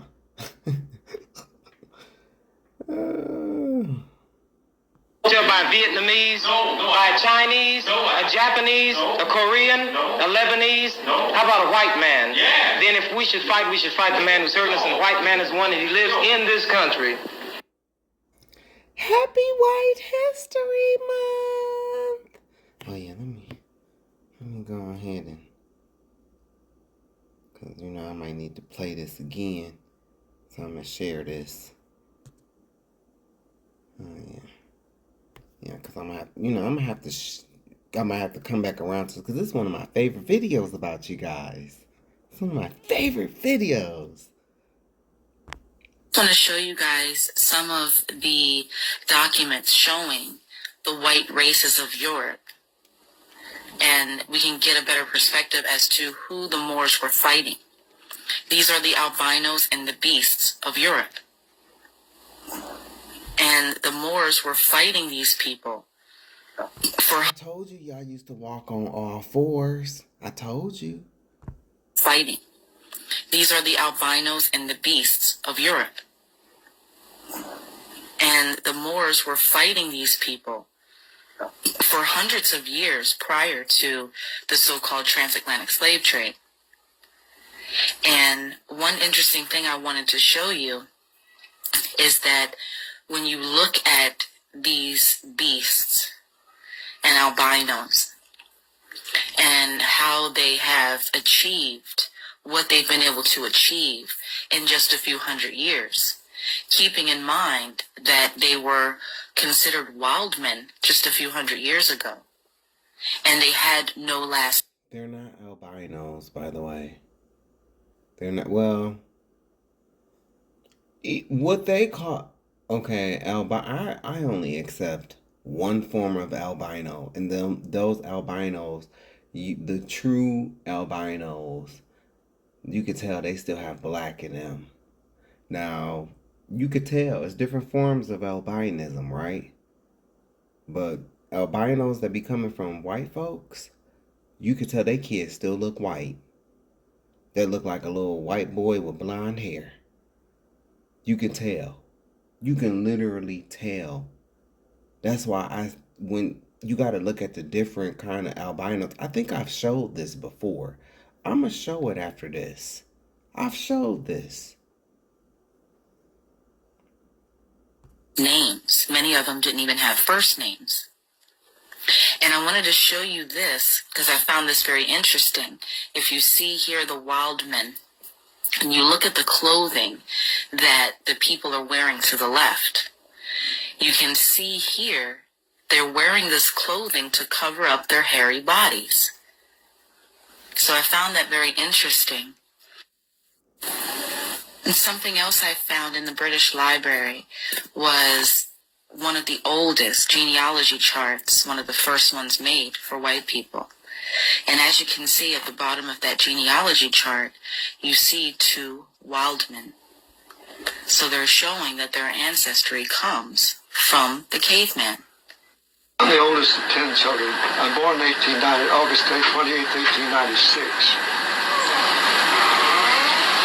I'm born at Cherokee Strip, OT, Oklahoma Territory, 1896. Those early days, we lived in, really I was born in a cave. There wasn't nothing but a cave. He was born in a what? What's going on here? 96. Those early days, We lived in, lately I was born in a cave. There wasn't nothing but a cave. In a cave? Right. The next home was a half dugout. To start with. Half dugout. I would like to just talk to you kind of Sure, like things just you go should right put down ahead, sir. so you make it out. Could I ask you one question? All you want to. Was there, what was the closest settlement or town to where you were born? Closest settlement? Uh-huh. Augusta, Oklahoma. None of there now. But Look, these don't look like white kids. Look at, these are white kids. They still look white. Yes, they are albino, but you could, especially up here at the top left, these first, this little girl on the left and this little, you can fucking tell that those are white kids. These are real albino kids. You can still see the black, the quote unquote, the African, the Negro in them. You can still see it. Yes, they're albino, but you can still look at these little two. You can still see the blackness within this albino child. You can still see it. You can still see the blackness within these albino kids. You can still see the black in him. You can see the African in him. Yeah, he albino, but them lips don't lie. And neither does that nose. Look. You can still see the black in them. Yes, they're albino, but it's like, I don't know how to explain it, but it's just like you can still see the, just like in her, you can see the black in her, right? You can see the African in her. Well, you can see it in the kids too. They're just albino. But them other kids I showed you, them was white kids, baby. Them was white kids. Fuck out of here. This is albino. Noah. From Noah's Ark. Ta-da. He was albino. According to the book of Enoch. Let's see what this is about.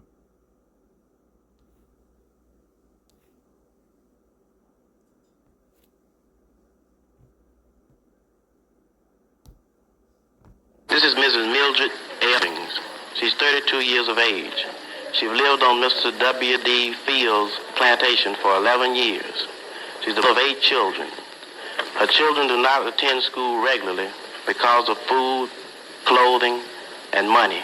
Last year, Mrs. Evans made 11 bales of cotton. At the end of the year, she only received $123. I am 17 years old. I pick 300 pounds of cotton a day. I am 9 years old. I help my mother pick cotton. I can pick 100 by day. I am 14 years old. I help my mother pick cotton. I can pick about 200 a day. The reason I do, because my mother worked a crop and I had to help her. And so I quit school so that I could help her. This is a clip from the 1963 documentary, We'll Never Turn Back. The SNCC used this to show the rest of the country what black residents in the Mississippi Delta were actually living through during the voter registration drives of that era. The woman in this excerpt worked and lived on the same plantation for 11 years. Her 8 children didn't attend school regularly. In a sharecropping household, every pair of hands in the field was the difference between eating and not eating. In the previous year, Mildred and her children picked 11 bales of cotton. That's roughly 5,000 pounds, 2.5 tons of cotton. She was paid $123 that year for her and her children's hard labor. Adjusted for inflation, that's about $1,300 today. For 2.5 tons of cotton picked by hand, that wasn't poverty, that was by design. And this is exactly why black residents in the Delta were trying to register to vote. They believed the ballot was the only way to change the conditions they were living under. The wages, the land, the schools, all of it. And the people in power knew that, which is why they fought so hard to keep black hands off of it. The same film captured another woman who worked the same plantation for 18 years. When she tried to register to vote, her landlord told her to choose between her registration and her home. She chose her registration and was gone from that land the same night. Her name was Fannie Lou Hamer. I'm Mrs. Fannie Lou Hamer, and I farmed on the Marlowe plantation for 18 years. I had charge of keeping up with the time and paying off, and I went down the 31st of August to try to register. And after I had gotten back home, Mr. Marlowe told me that I would have to go down and withdraw my registration or leave because they wasn't ready for that in Mississippi. And I said, Mr. Marlowe, I'm trying to register for myself. So I had to leave that same night after I had gone down in August. And then I spent one night with Mrs. Tucker, and after about 2 days in September, they shot in the house 15 times, thinking that I was there. This is me. See, y'all didn't have to go through this. Not even you Irish.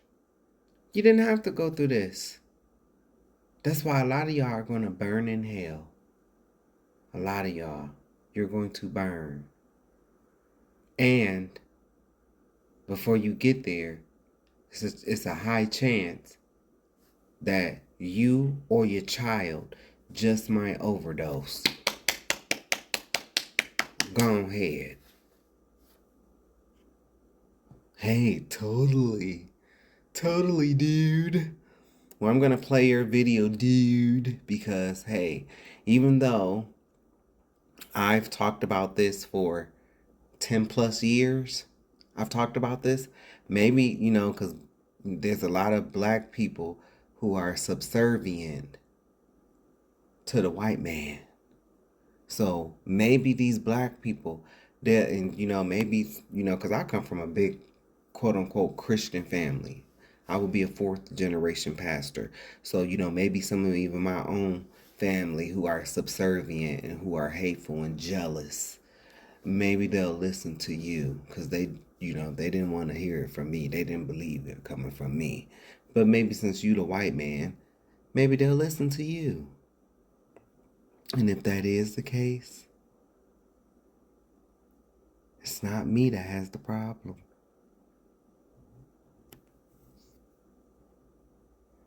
How come you can't hear something from your own people that's telling you the truth? But hey, let the white man tell you. Happy White History Month, because this is what y'all did. Okay, so if you got a minute, you're going to want to hear all this out. Read this with me. March 7th, 321 CE. Early believers kept Saturday as the Sabbath until March 7th, 320. Oh. So early believers kept Saturday as the Sabbath. I wonder why. Hey, to my black Christian church, do you know why? Do you know why they kept Saturday as the Sabbath? I wonder, is it because that's what God instructed us to do? I wonder, does that have anything to do with it?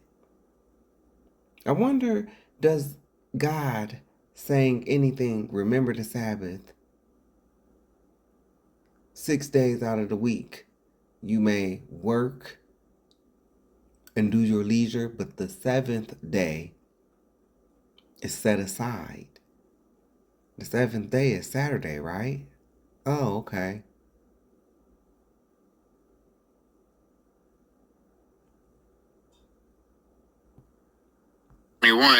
When Pope Constantine passed a law requiring believers to worship on Sunday, the day the pagans worshiped the sun god. Who? Oh, you're talking about the Catholics, right? Satan's church? You're talking about the Catholics? The ones who said they are above the Bible? Oh, yes, they said it. I played it on a few videos ago. They said it. I didn't say it. They said it. Because I know you people love to, shoot the messenger, not deal with the people who started the problem. That's the problem on black people and white people's side. You want to shoot the messenger because you don't want to deal with the facts. Your ass is in church on the wrong day. And then I can't tell you about my experience dealing with black people on this subject. Oh, baby. They want to play like they dumb, like they don't know what day they go to church on. Now it's like we getting workable Alzheimer's. Now I can't remember that but I brag about going to this building every Sunday, but now I can't remember me bragging about it because this is coming into question. Now, all of a sudden, I don't remember, where mom and dad used to take us. On what morning you knew you was gonna be where? Oh, okay. On Sunday morning, you knew you was gonna be at church, right? Oh, okay. Well, what he's reading is how your black ass and white ass got there. Thank you. You're going against God, the one who you claim that you believe in, but you don't do anything that he says. That's for black Christians and white Christians. You claim to believe in God, you claim to believe in Jesus, but yet you do nothing he says. Believers still kept Saturday as the Sabbath until a law was passed 11 years later. This law, signed into decree by Pope Constantine, forbid believers to worship on the Sabbath, Saturday, and it was punishable by death by the Catholic Church. Many believers were burned to death by the Catholic Church for keeping the Sabbath. And here it is, even printed. Satan's church. You talking about Satan's church? Oh, okay. Inside of a Bible for people to read. Okay, declared Sunday, the day of the sun, literally is what it was called, has the day of rest, and in doing so forever changed Sabbath worship from Saturday to Sunday for most of Christianity. Well, just a reminder, March 7th is the 66th day of the year, and 321, 3 plus 2 plus 1 is also 6, which is 666. You have Constantine changing the Sabbath to Sunday, but I'm going to move on from that because I've made a lot of videos on that, and I want to show you something else. At the exact same moment in time, you have them building St. Peter's Basilica. Like I said, that was 321. The Sabbath was changed to Sunday in the middle of all of that. And it was using the basilica style. As we all know, that's why it's called a basilica. But I want to teach you something about that word. The word basilica has the Greek meaning of royal hall or king's building. It derives from the Greek word basileus, meaning king. Basilikos, which comes from the word basilisk, means little king, like a little horn. But anyway, it also has the ancient lore meaning of the king of serpents, which is fascinating when you look at this basilisk. This is what is depicted as being a rooster with a serpent's body. Depicted again here with that star up there I've been telling you guys about. The rooster head, the crown on his head, the serpent body. And here, where you have the rooster and the snake body with the snake head with the crown on his butt. Which, like I said, this is also the Roman Catholic Church over there and their obsession with the cock, the roosters, okay? In which they taught to Peter and denial of Christ 3 times in which the rooster crowed. Hence the rooster. And it's all over the place. So they give the highest points of the basilica a golden rooster, and the lowest points where the people are gathered inside of the hall, it looks exactly like a snake, with the eyes, the fangs, the scales on its back. But I guess all that's just a coincidence, eh? Alright, so I told y'all I was coming. I told y'all. So I'm going to just read these last 2 riots in this little section, and then I'll move on. Watts riot, August 1965.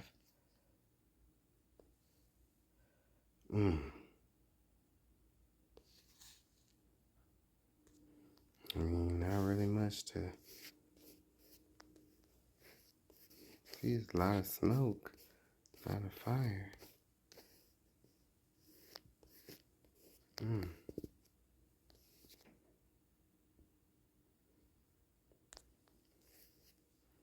Burning buildings, courtesy Library of Congress. The Watts riot, also known as the Watts Rebellion, occurred in Los Angeles, California from August 11th to August 16th, 1965. The riot took 34 lives and injured 1,032 people. There were nearly 4,000 arrests and 40 million in property damage in what was, until that point, the largest urban rebellion in the United States in the 1960s. Although the riot began on August 11, 1965, its roots go back at least 2 decades. Following World War II, over 500,000 Black Americans migrated to West Coast cities in hopes of escaping racism and discrimination. However, they found both in the West, of course. For many Black Los Angeles, California residents who lived in Watts, their isolation in that community was evidence that racial equality remained a distant goal as they experienced housing, education, employment, and political discrimination. These racial injustices caused Watts' Black American population to explode on August 11, 1965, in what would become the Watts Rebellion. The rebellion began on August 11th when Los Angeles Highway Patrol stopped Black Watts resident Marquette Fry and his brother, alleging that they were speeding. That was what they used to use back in the day. That was the thing, speeding. They still try to use it to this day. Or they're trying to say you ran a stop sign or some shit like that. Backup was called from the Los Angeles Police Department as a crowd of Black Americans gathered to watch the scene. Since the incident was close to Fry's home, his mother emerged to find her son resisting arrest. Fearful that his arrest may ignite a riot, one LAPD officer drew his firearm. Catching a glimpse of the gun, Miss Fry jumped onto the officer's back, causing the crowd to begin cheering. LAPD officers arrested all 3 of the Frys. Enraged by the family's arrest, Watts residents protested as the police cars drove away. Less than an hour later, Black Angelenos took to the streets. The 6-day revolt, which involved some 30,000 people, served as stark testimony to the inequality and poverty that dominated the lives of thousands of Watts residents. Many of those engaged in the uprising looted items from local groceries and clothing stores, acquiring what they wanted and needed but often could not afford. Others battled the LAPD, which they held immediately responsible for their poverty and alienation. By Saturday night, a curfew was set and 14,000 National Guard troops arrived to patrol the streets and set up barricades. The following day, most Black Americans retired to their homes. Despite the protests, the Watts Rebellion did not significantly improve the lives of the community's Black population. While the revolt inspired the federal government to implement programs to address unemployment, education, healthcare, and housing under Lyndon B. Johnson's War on Poverty, much of the money allocated for these programs was eventually absorbed by the Vietnam War. Today, most of the population of Watts is Latino, with many residents from the Central American countries of El Salvador, Guatemala, and Honduras. Although the population has changed, many of the issues of poverty, alienation, and discrimination still plague the community today. I knew this was a Black person that wrote this because it just flowed too smoothly. Casey Nichols. Doctor Casey Nichols. Casey D. Nichols. Dr. Casey D. Nichols. Okay? And the middle D is her middle name. The first D stands for doctor. Doctor Casey D. Nichols. Doctor. Okay? You see it? You see her. You see it. Dr. Casey D. Nichols is a specialist and Black American history with particular attention to 20th century American urban history, the American West, and comparative studies in race and ethnicity. Dr. Nichols holds a PhD, not a PhD, a PhD in history from Stanford University. Stanford, okay? Stanford. Not Ferd Stan, Stanford University. Her doctoral dissertation examined the relationship between Black Americans and Mexican Americans in Los Angeles. Ooh, I would love to read that. Paying close attention to how anti-poverty policy became a battleground for Black and Brown relations starting in the 1960s. You go ahead, girl. Go black girl, what you gonna do? Go black girl, what you gonna do? Go black girl, what you gonna do? Go black girl, what you gonna do? Watts, California, 1903. You know, this Watts. Yeah, this is all the Watts right here, y'all. This what the whole city look like, Watts. This is, see this, they got this one little street. I'm just playing. I'm just playing. Watts, one of the most famous neighborhoods in Los Angeles, California, is located approximately 7 miles southeast of downtown. Originally part of the Rancho La Tawata Mexican land grant, Watts was incorporated in 1903 and began to grow as a community in 1907. When the Watts station was built, and transportation within Watts became easier, the town was attractive to working class families and differed from other suburban communities in that it welcomed white, Black, and Latino families. By 1920, 14% of Watts' population was Black American, which at that time was the highest in California. In 1926, Los Angeles annexed Watts. The Black American population continued to grow after annexation, and by World War II, the community was inhabited mostly by middle-class Blacks. World War II brought tens of thousands of Black and white migrants from Louisiana, Mississippi, Arkansas, Texas.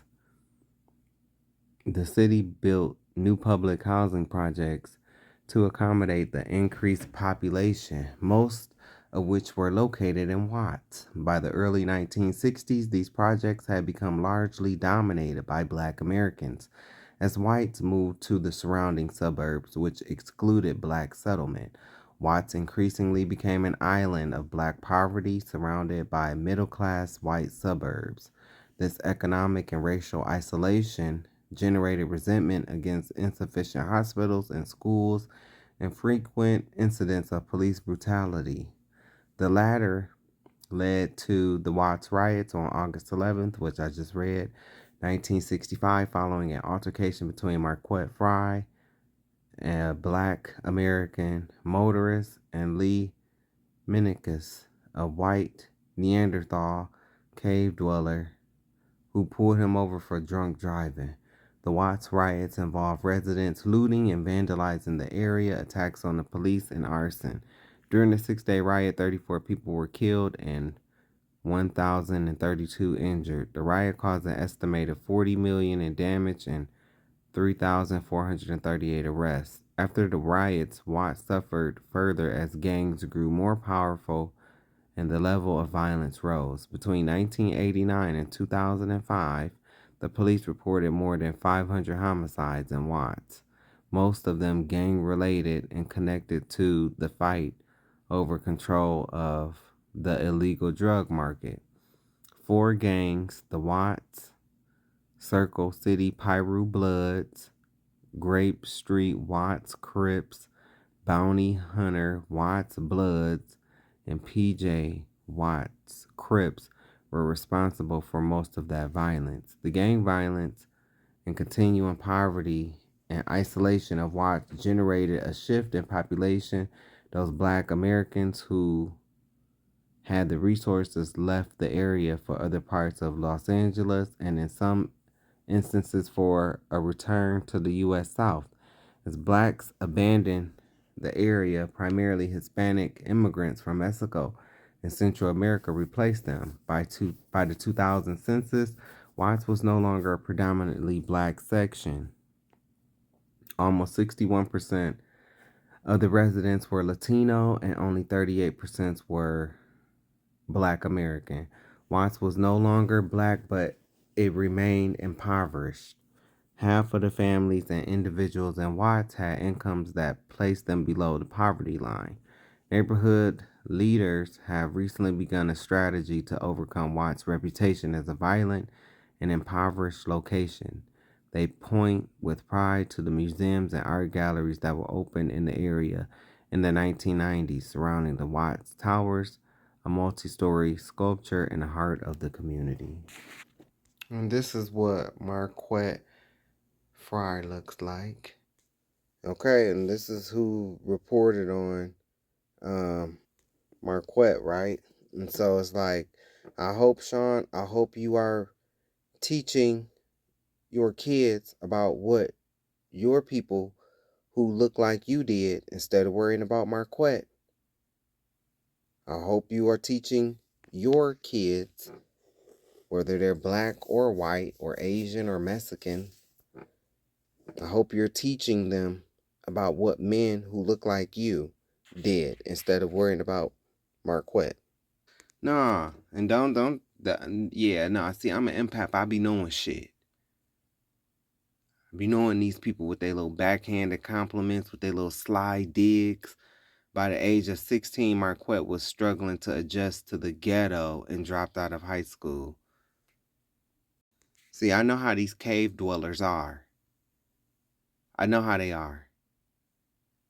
Make sure you tell your people that look like you how your people struggled to get out of the caves first, because they couldn't unwrap their arms from around the goats and from around the dogs that y'all was sleeping with your ogre-looking ass.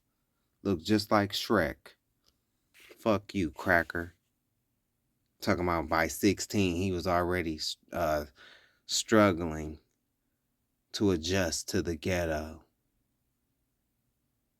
Bitch, he was 16 years old. He was still a child. Fucking cracker. I know how these crackers are. This would be the same cracker that's in the Fox 9 News comments spreading his racism while withholding all the shit that his people did with his old cracker ass. He looked like a pedophile. You can't trust these motherfuckers that look like this, that smile like this. Looking like a faggot ass retarded version of it. Yeah, let me read this bitch ass quote unquote war on poverty. How we looking with that? Fuck out of here.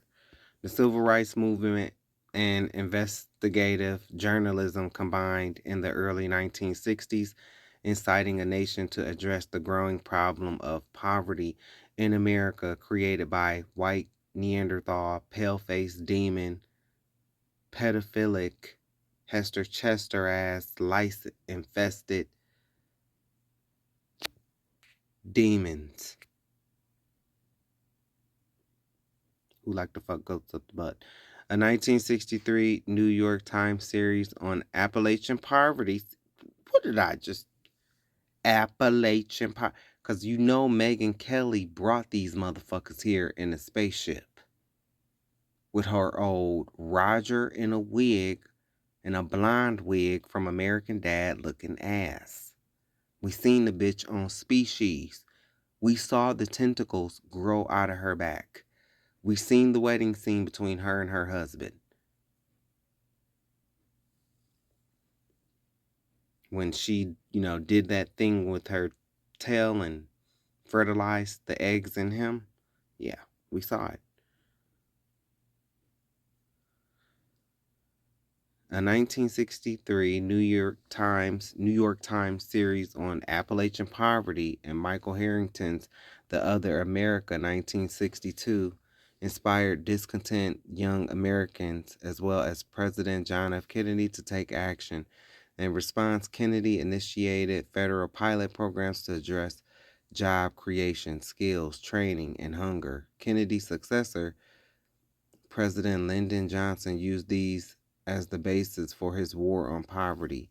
In his State of the Union address on January 8, 1964, in the midst of the Civil Rights Movement, President Johnson informed the nation that he had, quote-unquote, declared, quote-unquote, unconditional war on poverty in America. Oh, brother. On August 20th of the same year, Johnson signed the Economic Opportunity Act, EOA, and created the Office of Economic Opportunity, providing both strategy and the ammunition to fight the war on poverty. You crackers is just a fucking joke. They will do anything but actually put the money where it's supposed to go to. They'll create titles, they'll create offices to fight the war on poverty. But yet, years later, where we at? How did that turn out? A waste of every motherfucking body's time. That's what it was. The fuck out of here, Johnson. Wasting our goddamn time with this bullshit. Talking about some war on poverty. You need to put a war on these white people's lives with your lying asses. All y'all do is lie. What war on poverty have you solved? Because now even your own people that's out here looking like you are overdosing in their cars in front of their kids. I mean, good job. I mean, but other than that, you know, that's still a bad thing, I guess. It wasn't bad when they meant it for us, though. But now, since it's happening to Connor and Brittany, now it's a problem. Fuck out of here. They can create these titles. They can create these offices. You know, oh, the money will go there. That's all y'all good for is creating offices and titles. Kind of like the Black Christian Church. Oh, I mean, one of the key provisions of the EOA was the creation of community action agencies that could apply for federal funds to support the development of service programs like Head Start, Legal Services, Job Corps, and VISTA. These agencies were to include, quote unquote, maximum feasible participation of the poor. Whatever. For many Black Americans, the war on poverty in general offered economic opportunities. The community action programs in particular provided a framework to further pursue the democratic goals of the civil rights movement that would never fully fucking come to pass.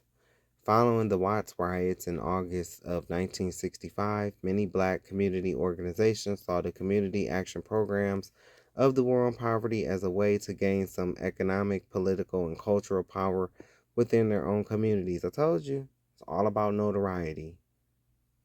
That's it. Not about solving a problem, just about being seen. Who's who. But these motherfuckers really ain't doing shit. These organizations often directly challenged entrenched political and economic power structures. As a result, community action programs became the most controversial aspect of the war on poverty. Initially embraced by the Congress and the American public, the OEO quickly came under constant scrutiny and criticism. Amidst the controversy over community action, President Johnson was also hesitant to expand the OEO budget at a time when he needed congressional support for America's increased involvement in Vietnam. As a result, the war on poverty never received the funding necessary to effectively attack poverty. You don't say. No. For real, though? For real, though. The fuck? As a result, the war on poverty never received the funding necessary to effectively attack poverty. Brilliant. MLK Jr. expressed the sentiments of many civil rights and anti-poverty activists when he argued that the war on poverty was being quote-unquote shot down on the battlefields of Vietnam. The administrations of Richard Nixon, bitch ass, and Gerald Ford further weakened OEO, either transferring its programs to other federal agencies or completely eliminating them. By the late 1970s, the OEO itself was gone, of course. But the war on poverty lived on through some of the programs like Head Start and legal services that were transferred to other federal departments, and especially through community anti-poverty organizations in urban areas like Los Angeles, California, Newark, home of The Voice, home of Whitney Elizabeth Houston, Newark, in Baltimore, Maryland, and New York. Black Americans inspired by the civil rights, Black Power movement, and participatory ideals of the war on poverty formed Black-controlled community organizations in the 1960s and 1970s that provided jobs, job training, housing, credit unions, and cultural programs, many of which are still active. The war on poverty fell well short of its stated goal of eliminating poverty. No shit, Sherlock. But broadened efforts to democratize America and establish community organizations that continue to battle poverty. Yeah, well, we see how they're doing, huh? We see that, huh? Fair use, educational purposes.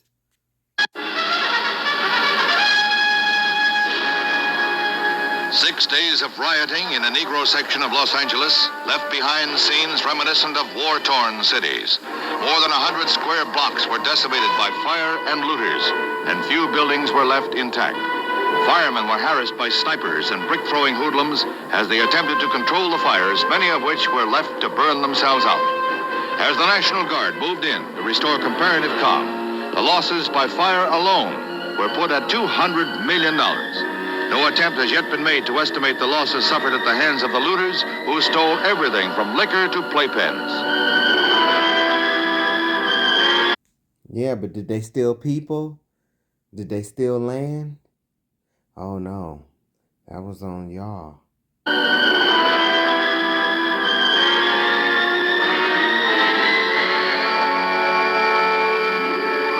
Firemen were later issued flak suits of bulletproof mesh to protect them from snipers who continued to shoot from rooftops.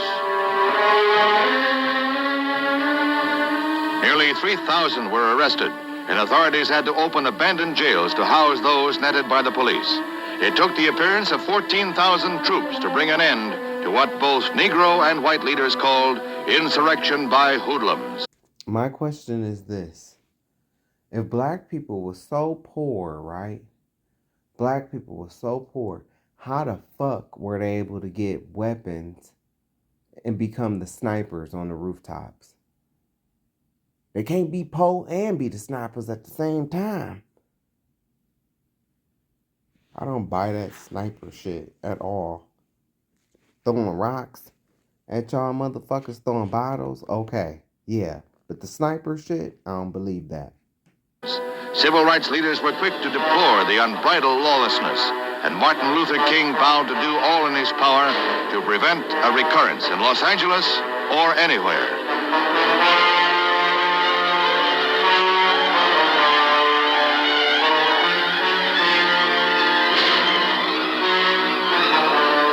An uneasy calm prevails in what is known as the Watts area of the city. A curfew was put into effect, and the entire section declared off limits to all but residents.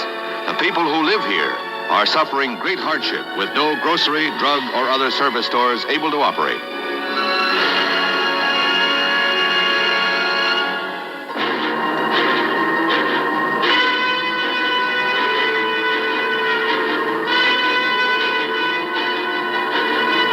A special task force of 1,000 policemen stays on the alert as the thousands of guardsmen patrol an area of 35 square miles. Those were your snipers. Some of those were your snipers. The outbreak spread to other Southern California cities, but were quickly quelled. And Los Angeles authorities say they are now ready to move with dispatch if lawlessness breaks out anew.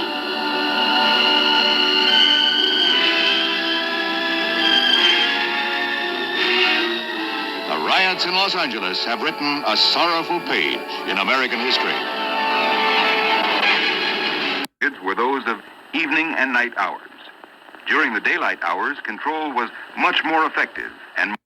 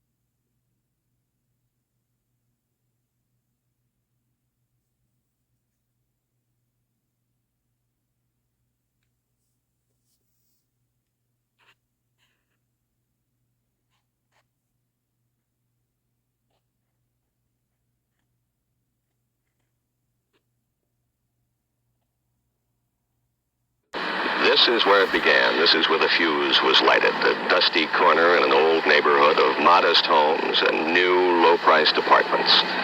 It began with the arrest by white officers of the California Highway Patrol of two young Negroes, one on a charge of drunk driving, the other his brother, his passenger. Their mother, who lives nearby, came to the scene. There was an argument. There was a scuffle. By then, a crowd of several hundred Negroes had gathered, and the story of police brutality quickly spread through the community. Up the street, a block or so in that direction, a church where Negro leaders pleaded for peace and were rejected. Down that way, the busy intersection where cars were overturned and burned, where other cars were stoned, where a television technician was pulled from his wagon and almost beaten to death. It began with police and rioters clashing on a hot Wednesday night. Some believe it could have been stopped right then if law officers moved in force and sealed off the area. Perhaps so, perhaps not. But within a matter of hours, it was completely out of hand. More than 1,500 people were in the streets, many hurling rocks and bottles at the police or anyone else, some attacking the cars of people, white or Negro, who just passed by. 15 citizens injured, 19 officers hurt, none seriously, 31 arrested, 12 juveniles. More than 100 police rushed to the area, sealing off 8 square blocks in an effort at quarantine. The rioting subsided, then began all over again shortly before dawn. KNXT's camera car was hit by rock throwers early in the battle, then later tipped over by a mob of young men and set afire. Night of violence, of senseless stoning of cars and shops. Go ahead! Go ahead! Go ahead! Go ahead on! Number of stores broken into. Liquor stores cleaned out by mobs. Geez, they really turned that thing over. Now they're going to burn it. It's all the way up. There it goes.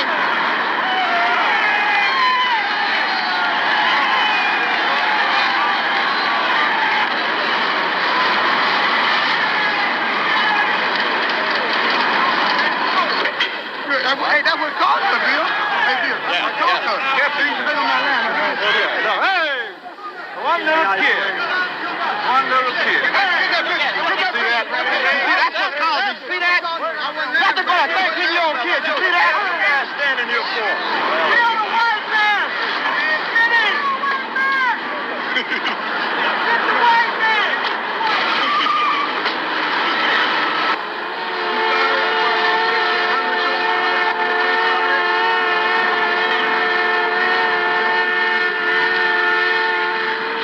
Friday, for the first time, there was widespread looting and rioting in broad daylight.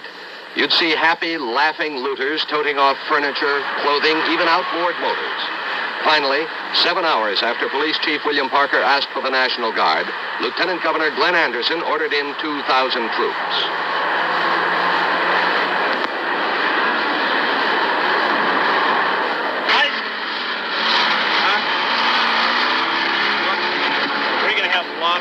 Okay. You take this off ramp here. Right here. Coming from this side. Direct southbound traffic. You got it? Are there any questions? Block westbound traffic. Yeah, block westbound traffic right there. Okay, swell. Okay then. Are there any questions on that? No. Okay, take off. That's the first of the 160. Okay.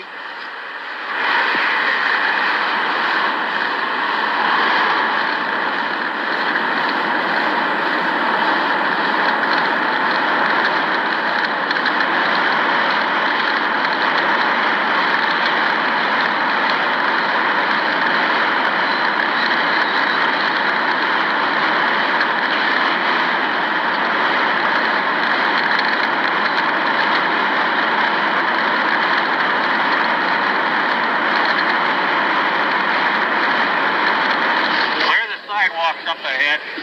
You people enter your home.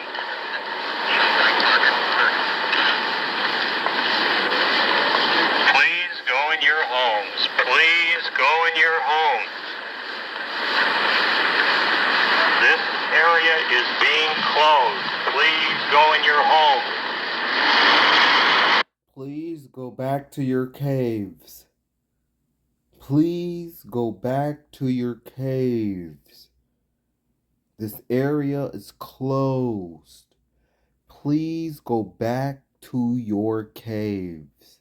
Thank you, management. Looters at Buddy's Market, 37th and Maple. 37th and Maple at Buddy's Market, looters. All units, looters at 62 West Broadway. All units, looters at 62 West Broadway. 3321 South.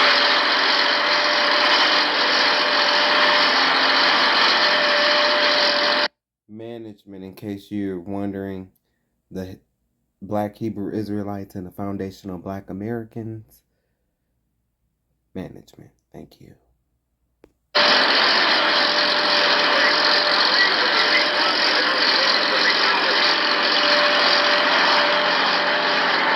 having a little difficulty up on the other corner here. Hanging around as soon as the police leave, why they run in and then we get a call back and they run out. But the minute they're gone, they go in and out. Okay, well, for the entire block or just...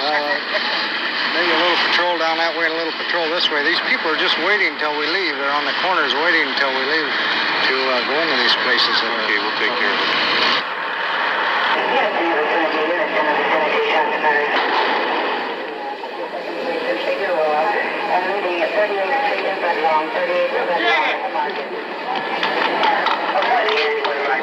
Hold your hands up on the roof.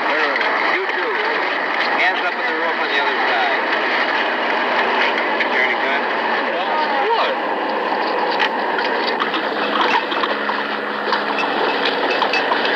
Don't you know that there's a curfew in effect down there? Is it martial law and everybody on the street goes to jail? And you fall into that category, don't you? You're anybody. Well, I didn't know that. I didn't know nothing about it. Get your hands up. Get them up above your head. Step over this way. Over here. Get them up against that wall. Get them up high. You too. Get them up. Those were the ugly early hours of this morning as control of a sort was finally imposed. This evening. This is the West Las Vegas riot. And this has destroyed Nucleus Plaza Mall.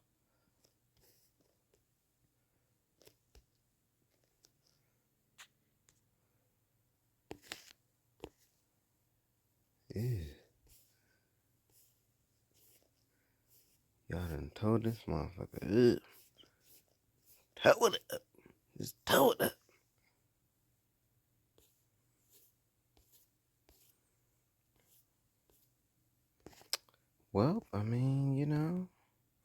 We learn from the best. The West Las Vegas riot occurred on April 30th, 1992, in the predominantly black west side of Las Vegas, Nevada. The riot came a day after 4 Los Angeles Police Department officers were acquitted in a highly publicized beating of Rodney King the year before. The Rodney King riots began in Los Angeles, California, the day of the acquittal, and are generally far more well known. I've already read about Rodney King and the Rodney King riot. I think it was on the previous video or the video before this one. Yeah, it was on a previous video. So these is all my videos so far.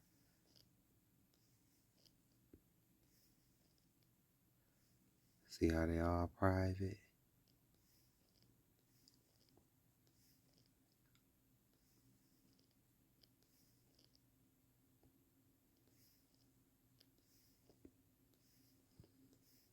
They all private for now.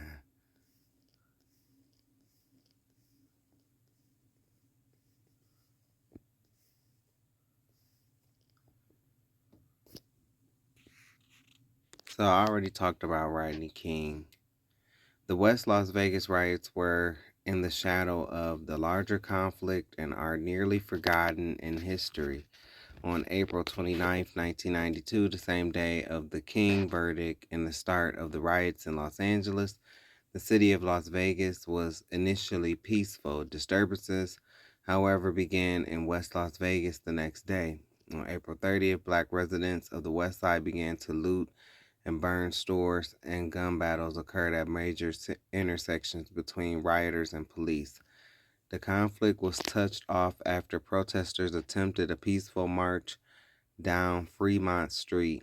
As others joined the march, they began to engage in violence. The worst damage occurred around the Nucleus Plaza, which was home of the offices of the local NAACP and a number of black-owned businesses. And see, now today, we know that there are organizations of white people who will, and I've shown this in my previous videos. I've shown it. It's happened in Minneapolis during the George Floyd riots. There were white people dressed in all black coming to bust windows out. They started fires. You know, they sprayed Black Lives Matter. These was white people doing this. White people didn't finally click like to us, like, oh, they're doing this and this is going to get blamed on us.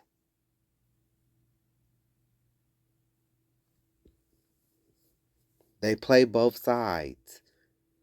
That's why I said I reject that sniper shit. I reject that black people was doing it. I ain't saying that the sniper shit didn't happen, but I'm saying it wasn't done by black people. Because if black people could get their hands on those guns, wouldn't be no sniping stuff. They'd be shooting you point blank. With every right to. So, the worst damage occurred around the Nucleus Plaza, which was home of the offices of the local NAACP and a number of black-owned businesses. Looters smashed windows in stores at the mall, and some threw Molotov cocktails, which ignited fires. Eventually, rioters destroyed the entire strip mall located at MLK Boulevard and Owens Avenue. Rioters also attacked 2 police substations and West Side apartment complexes and torched a gas station located near MLK Boulevard and Alta Avenue. Fire crews and ambulances were escorted by police into the riot areas to battle blazes and carry out the injured, but had to retreat due to gunfire. Some 90 blazes were set, which included both buildings and cars. 24 people were injured during the riot, which briefly spread to North Las Vegas. Las Vegas Mayor Jan Jones declared a 10:30 p.m. curfew on the west side, which meant no one could enter or leave the area. Units of the Nevada National Guard were also called out to help patrol the streets. On May 1st, skeletal remains were found near the Nucleus Plaza grocery, which were later determined to be 18-year-old Rancho High School student Isaiah Charles Jr. His death was ruled an arson-related homicide, and he was listed as a victim of the riot. 16 schools on the west side in North Las Vegas were closed because of the riots. Numerous businesses in the area closed as well, although gun sales dramatically increased after the riot. By May 2nd, the riot was declared officially over, and most of the businesses reopened. 60 people marched from the west side to the Las Vegas City Hall in a peaceful protest, attempting to restage the march that initiated the rioting. On May 4th, the Las Vegas Fire Department officially assessed the damage from the riots as about $6 million. Damn. Yo, so because I talked about this movie earlier, I have been looking for this scene for probably about 5 to 10 minutes, man. This is one of my favorite fucking scenes from this movie. This is one of my favorite all-time movies. Always has been. I ain't just found out about this movie. I knew about this movie when it came out. And because I was a dancer and, you know, the dance and the choreography, just everything. And then, you know, there's also that time that, you know, I was at the Stardust. But, you know, that's a whole different story for another time. But this scene from this movie, okay, it's like they took inspiration from my life. It's like they took a play out of my playbook. And, you know, sometimes in life, you have to get them out the way, you know? I'm not admitting to anything. I'm just saying.